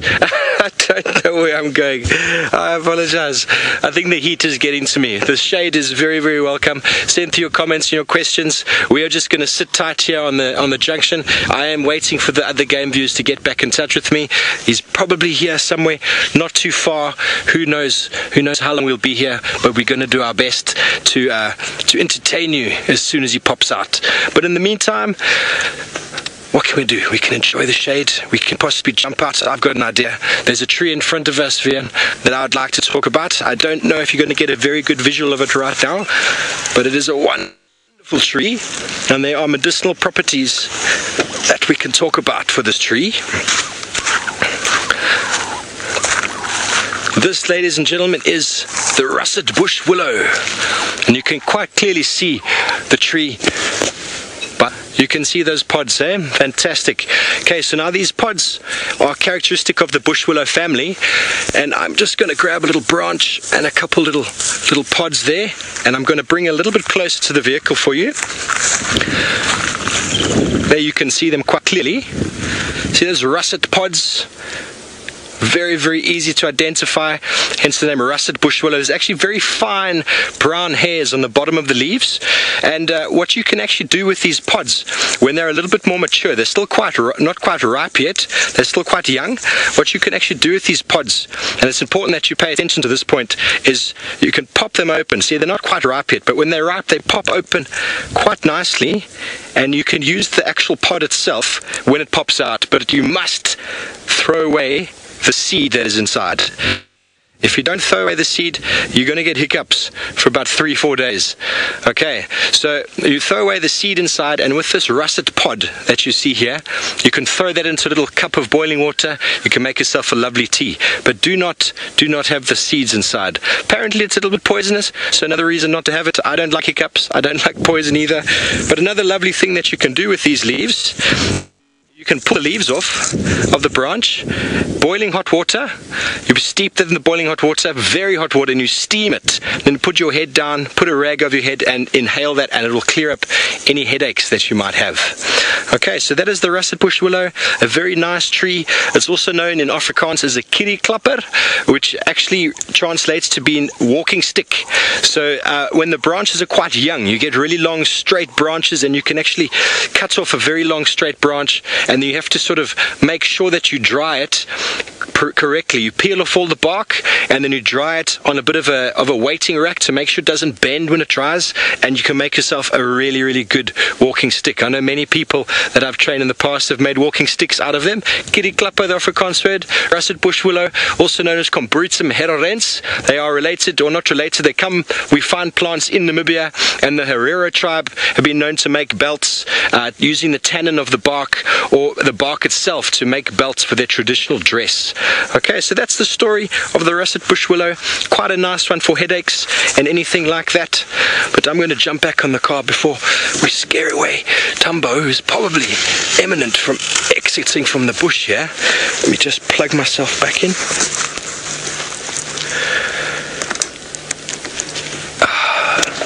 Lovely in the shade. We are quite comfortable here right now, and I'm just going to have another little quick update on the radio just to see how much we're going to wait. Station with Tumbo coming for Steve. Is there any updates on that sighting, please?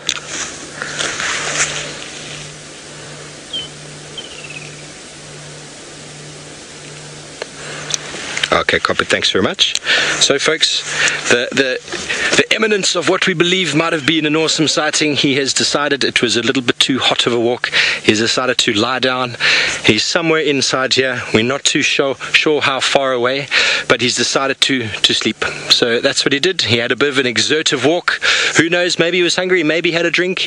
He's decided to lie down, and that's the end of the show for now. So chances of him, my opinion, of him getting up again and keep moving in this direction a little bit slim. So I think we're going to move on from here. Okay, you all good, VM?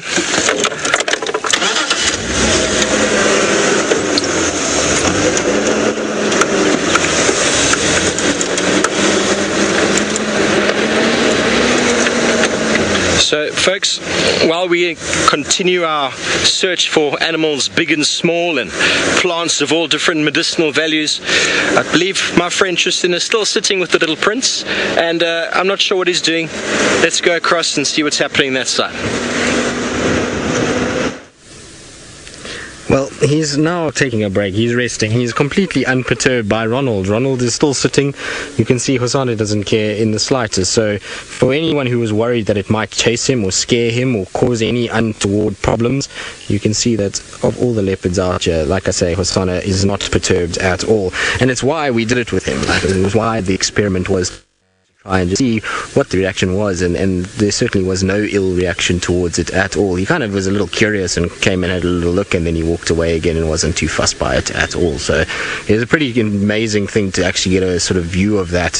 It's kind of feels like it's a little different to what we normally see, and it also gives you an indication of just how big kind of Hosana is when he's standing looming over something. He has a lot sort of more of a bigger demeanor at that level than he does when you're looking at him through the normal cameras and you're kind of looking down on him. He's definitely looks and appears a lot larger from that. So I don't know, I mean, it's an interesting kind of process, and one that I don't know if it, like I say, it would work with any cat. I certainly don't think I would try it, like I say, with Tundi. There's no point. It's just going to end up in stressing her, hurting Ronald, and probably just not going down very well. But you know, with Hosana or Tamba, I think we're absolutely fine. I wouldn't try it with Tingana either. I think you'd also not enjoy this at all, and certainly I wouldn't try it with lions, because you won't get it back and it will just be completely destroyed by a number of different cubs, and particularly if you drove it into sticks or in kahumas at the moment. There's so many sub-adults. You saw what happened to 2 tortoises the other day with Steve, and for those who didn't see, 2 tortoises walked into this in Kahuma Pride, and well, 1 tortoise only left, and with a few scars on it to boot. So it's not a situation where you'll get a lot of you'll get very far with Ronald, so better just to leave it. But Hosana's back to his normal self. Like I say, he's just taking it very easy. He's very relaxed. He's not too stressed about the vehicles that are around in the area, and typical of him, he's got to be one of the most relaxed young male leopards I think I've ever worked with. Him and Tumba, both of them are incredibly relaxed individuals. You know, a lot of the time young male leopards, particularly when they leave their moms, can become a little skittish. They become a situation where they're a little kind of nervous of what's going on, and they're a little kind of sort of worried as to what is happening and you know, sort of where they are within the sort of structures of all the other leopards, and so they get a little kind of skittish and move around and try and hide away from us a bit. But these two are just absolutely gold, and they, you know, they allow us these incredible views of them, and the stuff that Hosana has given us, and Tumba actually to a degree. Both of them have been in a situation where they've given us the most incredible views and are very trusting of what we get up to. And so, like I say, I mean, we've walked into these cats and we've done, you know, bushwalks and all kinds of other things, and they still are quite relaxed with that. So it's a pretty incredible sort of situation to have. We're very spoilt and very fortunate to be able to spend time with cats like this. It's not every day that you would get these kind of things happening, and certainly in my guiding time, it's been one of the most special things to have watched these two grow up over the last year. It's been a very, very, very big part of my life and of, you know, kind of being out here. I think without the leopards it would be a very sort of different way of life, that's for sure.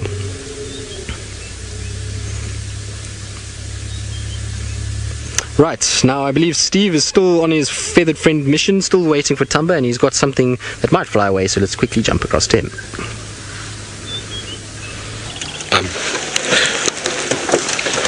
Yes, folks, we've got a beautiful little bird in the road, just rummaging around there. Oh, off he goes. Maybe he'll land again. Yes, that's what they do. These little beautiful finch-like birds. It's not a finch. It is a small cinnamon-breasted bunting, and one of those really beautiful auburn-coloured birds with a beautiful mask. If you didn't get a proper look at it, let me quickly find it for you on my app. Oops, closed my app. Apologies, we'll take another moment.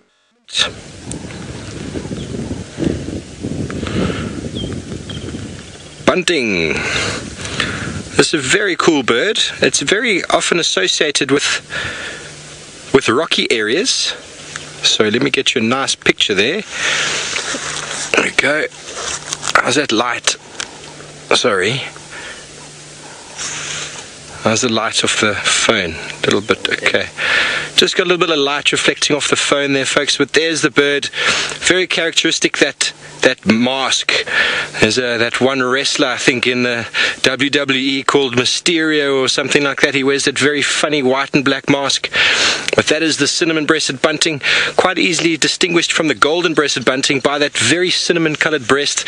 The golden-breasted has got a beautiful gold colour, but the same mask. So quite easy to identify. If you've seen a bunting before, quite easy to identify because of that facial thing. But often seen on the floor, they are seed eaters. What have you got? Something this side, Vim? No, just listen to the holiday. And a seed eater jumping on the floor, lots of seeds this time of year. The flowers of the grass are all producing seed. This is the time of abundance for these birds. What you'll notice is most of the seed-eating birds, they don't migrate. Most of the birds that migrate are insect eaters. So this bird is around all year, and he is a beautiful, beautiful specimen. We got a really good glimpse. On. We're going to head back towards Buffelshoek Dam because we're having a little bit of a feeling. VM's feeling it in his guts, and the wildebeest is not often wrong. So we're going to go back towards Buffelshoek. We're hoping that maybe it's going to be cooling down a bit more. Maybe do another road or two, expand our search. You never know. The Styx Pride, if it is the Styx Pride, might be there. They might decide, just like Tambo did, that it's time to get up and have a little drink. We're going to be very vigilant, looking left and right. Once again, we are on the cut line, the Chitwa cut line. For those of you who know a lot about the area, you see something for him. He's very interested. Here we go. Just on the left here, we've got a steenbok. Just darted into the bushes there. It's looking quite relaxed. That's a little male. It's a fully grown animal, for those of you who are not sure. It's about as big as they get. They are the second, sometimes I believe also the third smallest antelope that we find. A lot of people talk about the Sunni. I've never seen a Sunni, or I've never identified a Sunni. And then the Sharp's Gracebok. And there is the little steenbok male. Look at the size of those ears, and he's just ducked down. Can you see how if you were an animal that saw black and white and he just tucked his legs in, he would just disappear from you, wouldn't he? breathing quite hard. It is still quite warm out here, folks, but the Steenbok being quite a small animal, he'll heat up very, very quickly. They need to stay in the shade. The general rule is if you have a very big body, it takes a lot longer for you to heat up, but also a lot longer to cool down. But a small animal like the Steenbok has very small mouth parts, small body, but the volume to the size of the body is quite large. If you consider the volume inside of an animal of that size, the surface area is actually quite big. He's spotting something there. He's not too happy. The focus of his ears is very, very intent on something in the bushes here. I wonder what that could be.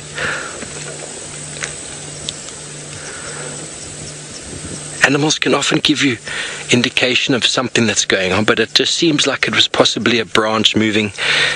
It's not too perturbed.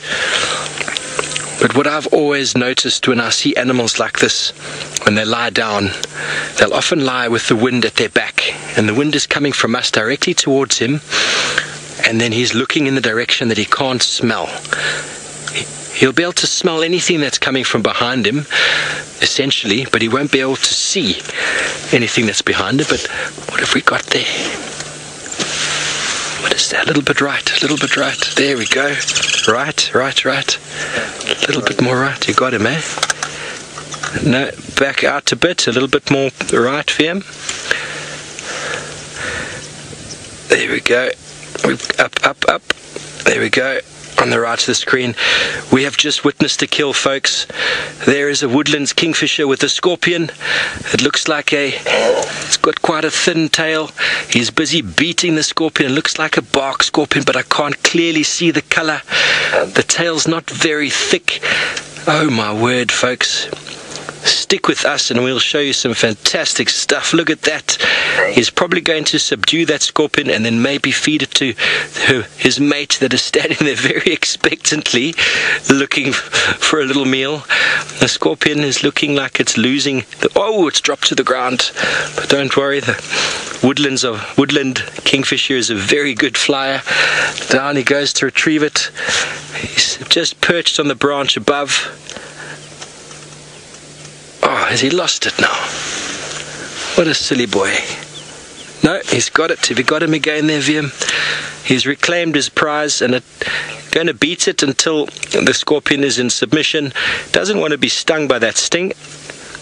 Look at that maneuverability. It's always amazed me with the kingfishers. I've watched the active fish-eating kingfishers that can swivel a slimy fish around in its beak like that, end over end over end, smashing against a branch until it's able to swallow it whole. But I think that is phenomenal stuff. How they're able to hold that in there, how they're able to turn it around. I think the scorpion is dead, but he's just making sure. If any of you have grabbed a fish in your life and tried to hold it with your hand, it's very difficult, and these birds are able to do that. They've got little ridges on the inside of the beak that enable them to hold their food. Obviously, you don't want to put a live animal because they're going to swallow it directly. Is it going to go down? Oh, still thinking about the direction. Very interested. Where's he going to go with this? Oh. Now, as we know this time of year, he's given it to his girlfriend, or possibly his wife. The sting is off of the scorpion now, so the dangerous part is gone. And there we go. He said, "Thank you, ma'am." Oh, she's not happy. She's going to beat a little bit more. A little bit of tenderized steak there for you folks. One of the pincers has even fallen off. The scorpion is beyond dead, but often what these birds will do is try and beat it into a piece that's big enough to swallow, because that might be a little bit big to swallow.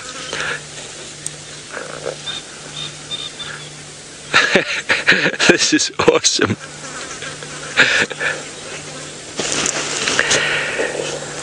Healthy Mice is asking a question: are kingfishers immune to scorpion venom? I don't know. I've never actually seen a kingfisher eating a scorpion. This is for me a first, but you know, a lot of animals do build up immunity to scorpion venom. I don't know of many birds that have been able to do so. I mean, I honestly don't know the answer to that. Maybe one of the other viewers out there might have an answer. It would be great to know. But there are certain mammals that have built up immunity, certain mongooses. The honey badger certainly doesn't have any sort of adverse effects to the venom. But what's interesting and what's important to notice is the size of those pincers. The pincers were very big and the tail was very thin. So this scorpion is not a highly venomous scorpion. So even if it did sting something the size of a bird, it probably wouldn't do too much effect. Like if you look at those guys who go to the gym who have very big arms and small legs because of the way they gym, they're definitely not going to kick you. They're going to punch you. In this case, the scorpion with very big pincers and a small tail is not going to sting. It's more likely going to try and grab and tussle. Often the sting in those scorpions is primarily there to use in mating rituals, to maybe calm the female down if she's getting a bit feisty, because scorpions are renowned for eating each other. There's very high cannibalism in scorpions, and if a male comes along and he's interested in mating and the female instead is interested in eating him, it helps to give her a little jab in the side to just calm her down so that the process can go on without him losing his head. But this is fantastic stuff. I wonder if she's going to, I say she just because the man did all the work and brought him the food. Beat it to a pulp. Everybody's encouraging to beat it to a pulp. I think it is beaten.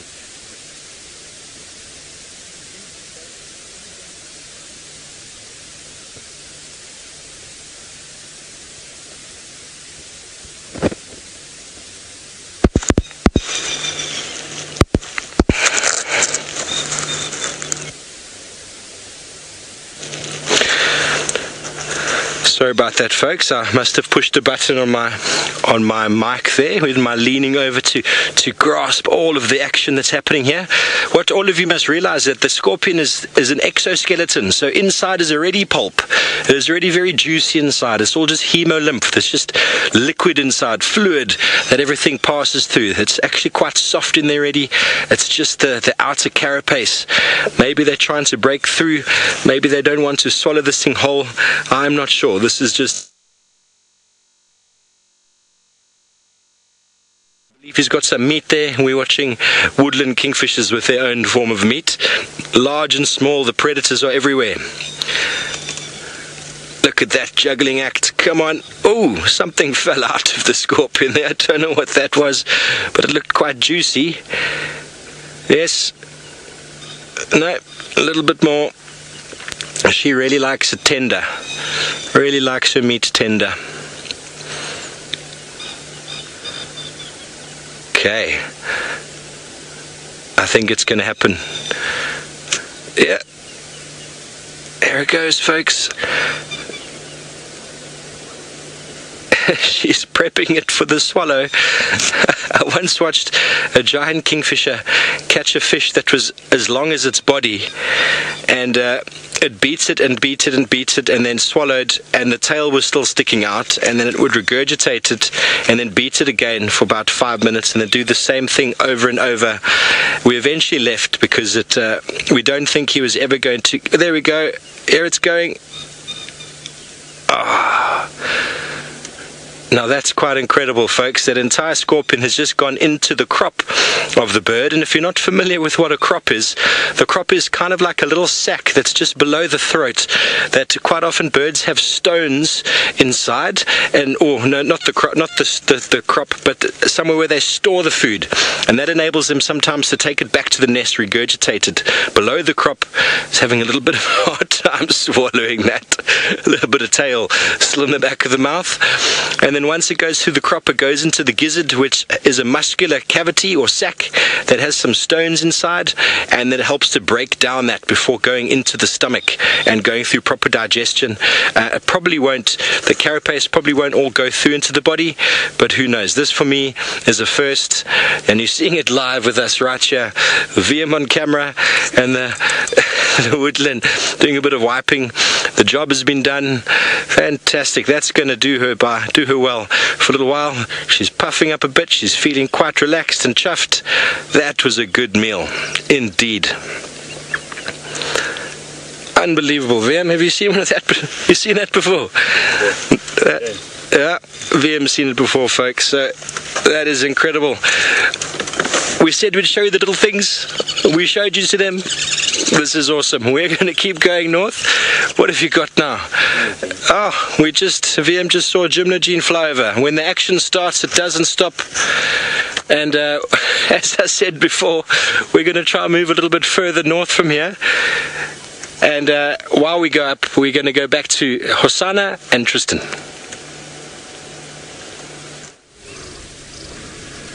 Well, we're still with Ronald the Rover. Ronald's in prime position now. There's Hosana in the background, so you can see they're quite close together, and there's no real stress from Hosana at all. He's just kind of looking over at Ronald every now and then, but there's no worries. So we're going to try and see if we can drive Ronald a little closer, because we can't see him from although Hosana looks like he's going to come and say hello. Are you going to come see what Ronald is? Let's see. We're going to slowly move Ronald.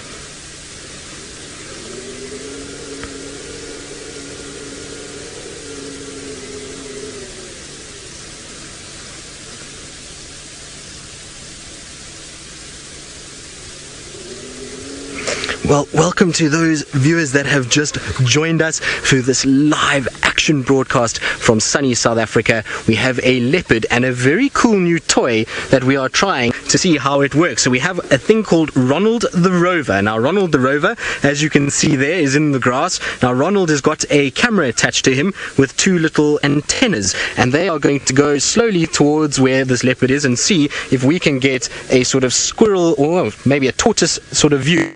Here he comes, look at this. Now this is a live broadcast, so you can ask questions or just tell us how you feel about the leopard coming to see Ronald in the comment section below. Look, there we go. There's Hosana, he's coming to see him. Look, there's a little sniff from Hosana. So that's the young male leopard. He's just investigating. No, don't break my Rover. Yes, you can sit there. That's fine. Look at that. Isn't that the most insane view? And this is live. It is 100% live, which means that you guys can ask questions, like I say, and let me know what you think of this different view of a cat that is lying now. Like, he's a very wild leopard, and so he's the perfect leopard for this because he's the most relaxed of our males that we've got. He's still a young male. He's less than 2 years old, and he's very curious, and so he likes to kind of see what goes on. And so see, he's just having a little look around and just checking what it is. Of course, this is something new to him, and so it's more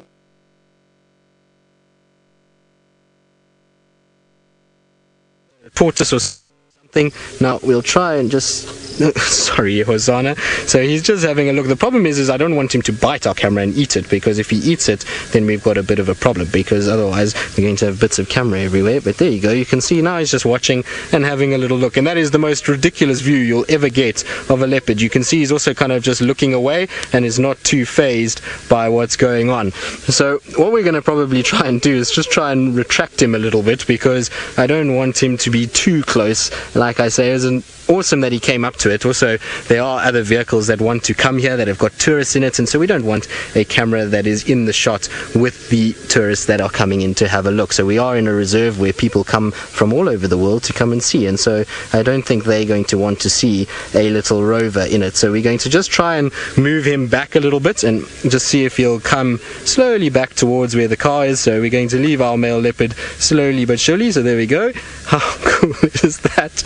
That is ridiculous.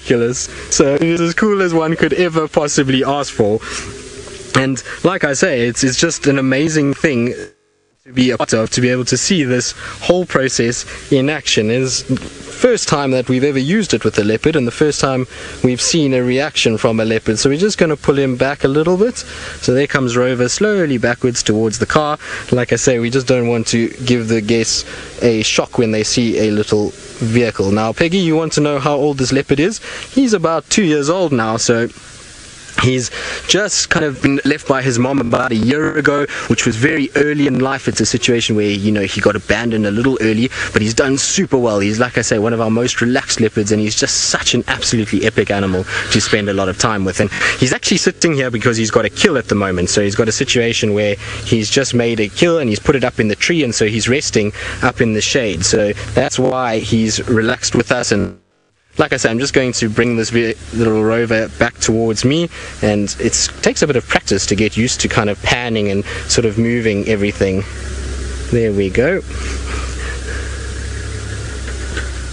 So Robin, you're wondering if they ever take off with equipment. Now Robin, we're not 100% sure, because this is, like I say, the first time we've ever tried this. We've never had a rover before that has gone towards a leopard. The elephants absolutely love it, and they kind of will stomp on it every now and then. Either, but we've never tried with the leopard. So the thing is he might have got into a situation where he might have kind of made off with it, but now he's decided he's not too perturbed. The fact that it kind of retreated away from him, you can see he's just now happy to watch in the distance and just kind of have a look at what it is, and hopefully he won't come and chew on it. He doesn't seem too perturbed by it at all, but that is just the most insane view of a wild leopard you're ever going to get. Like I said, it's impossible to really get the view like that any other way, and it gives you an idea of just how big they are, and you can see just the sort of size of his chest, and his sort of head area is massive, even for a leopard that is under 2 years old. You can imagine if he becomes, 4, 5, 6-year-old leopard, he'll be absolutely huge. He's going to get a much bigger head and shoulders, and he's going to really become a massive individual. So that is really one of the most insane things I've ever seen, and I've been guiding for quite some time, but to get that view on a leopard is pretty unbelievable. Brenda, you're wondering what kind of kill he's got? Well, he's got an impala. Now, an impala for us is basically like a medium-sized, well, it's like a deer, so it's a medium-sized antelope. You can see it's draped over the branches there. He's probably been here, I would say, if not from last night, early hours of last night, then yesterday, because he's eaten the whole back end of it, and then up towards the sort of chest area. You can see some of the intestines there, so for those of you that are squeamish, it's best to look away probably now. So he's opened that up and he's started to feed off it, and that's why he's kind of panting quite a bit, is more because he's a little hot and he's a little kind of built up with heat, and all this meat is pushing up on his lungs, so his breath is much shorter than what you would see normally. So that's why he's a little kind of panty, and he's also, like I say, trying to just kind of get himself a little bit more cool. And you'll see he's completely relaxed now. He's not even in the remotely worried about the rover now that the rover has retreated back slightly. And we can actually still see him with the rover. You can just see his head kind of poking out the top of the grass. He's really not sort of too stressed. So let me try to get out the way there, Dave. There we go. So the rover's right up against my tire at the moment, and it's just kind of watching him from there, and you can see him just panting away. And if he was concerned about this or worried about it, he, one, wouldn't have approached it, and two, he would have run away from it. And you can see there's completely the opposite reaction from him. He's just kind of very relaxed with it. But that is just the most insane thing. Are you going to go to sleep? No, big yawn, which might indicate that he might stand up a little bit, or he's going to decide to have a nap in the shade there. It's been a hot day today, so I'm not sure that he's really going to be too active just yet. I think he's going to wait for that sun just to go down a little further. Right, that is all we have time for though on this action broadcast. I hope you absolutely loved a very different view of a leopard from Ronald the Rover. It's been an absolute pleasure having you, and remember, we do safaris twice a day for 3 hours in the morning and 3 hours in the afternoon. We'd love for you to join us on wildsafariLive.com. But until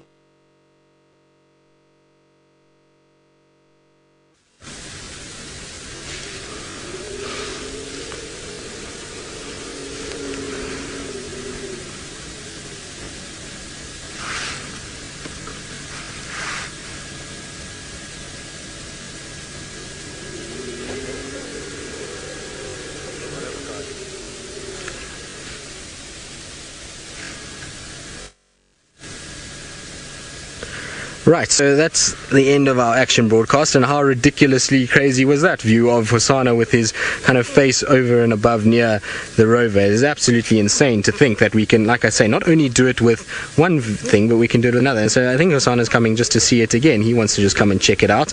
He's busy looking up at me at the moment. Let's go back to the rover and look at that. He's just slowly kind of coming in and having a little look. Now, Hosana, you're not allowed to eat Ronald. Ronald is still a precious commodity, and James would like to use Ronald for the near future, particularly for the upcoming TV shows. But yes, you can sit right there. That is the most ridiculous view that we could ever ask for of a leopard. I mean, it's just insane to think. And not only that, the fact that he's not even a meter away from the car just gives you an idea of how trusting Hosana is with all of this. Like I said, it was the only leopard we were ever going to really be able to get this right with. But how amazing has that turned out?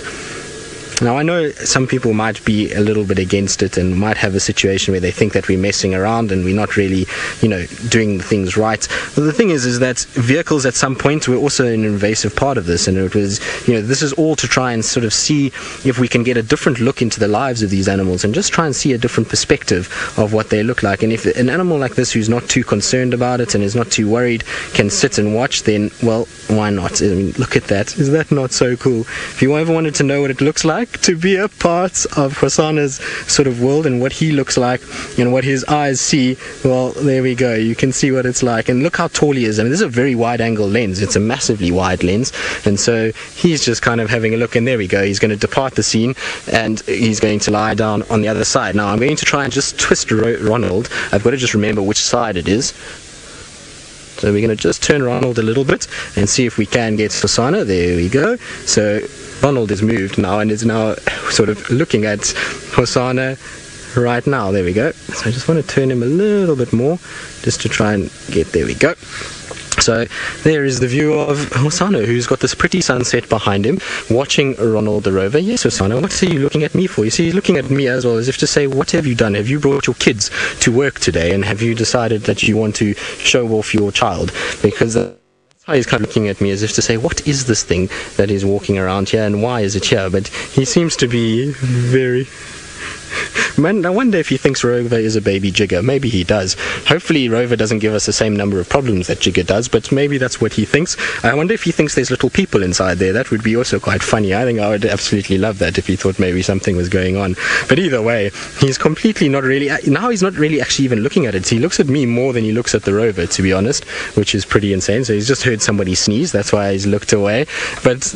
this has just been the most insane thing that I've ever done. How ridiculous are these shots? This is amazing. So, like I say, for any of you that wondered what it was like to see a leopard from the ground and to be a tortoise, well, now you know what impending doom looks like when a leopard approaches you as a tortoise. So, very, very, very cool to see. Like I say, technology absolutely astounds me, and the fact that we can get views like this is just absolutely ridiculous. Right, though, unfortunately, that is all we have time for this afternoon. It's been just the most ridiculous afternoon, and our patience has paid off in terms of just sitting here and waiting to give Ronald a chance. And the fact that we sent Ronald out on its maiden voyage with the leopard, I think, couldn't have gone any better than it has. Now, of course, we still need to retrieve Ronald, so we'll see. But anyway, from myself and from all the others that have been out and about this afternoon, it's been an absolute pleasure. We'll see you tomorrow on the Sunrise Safari.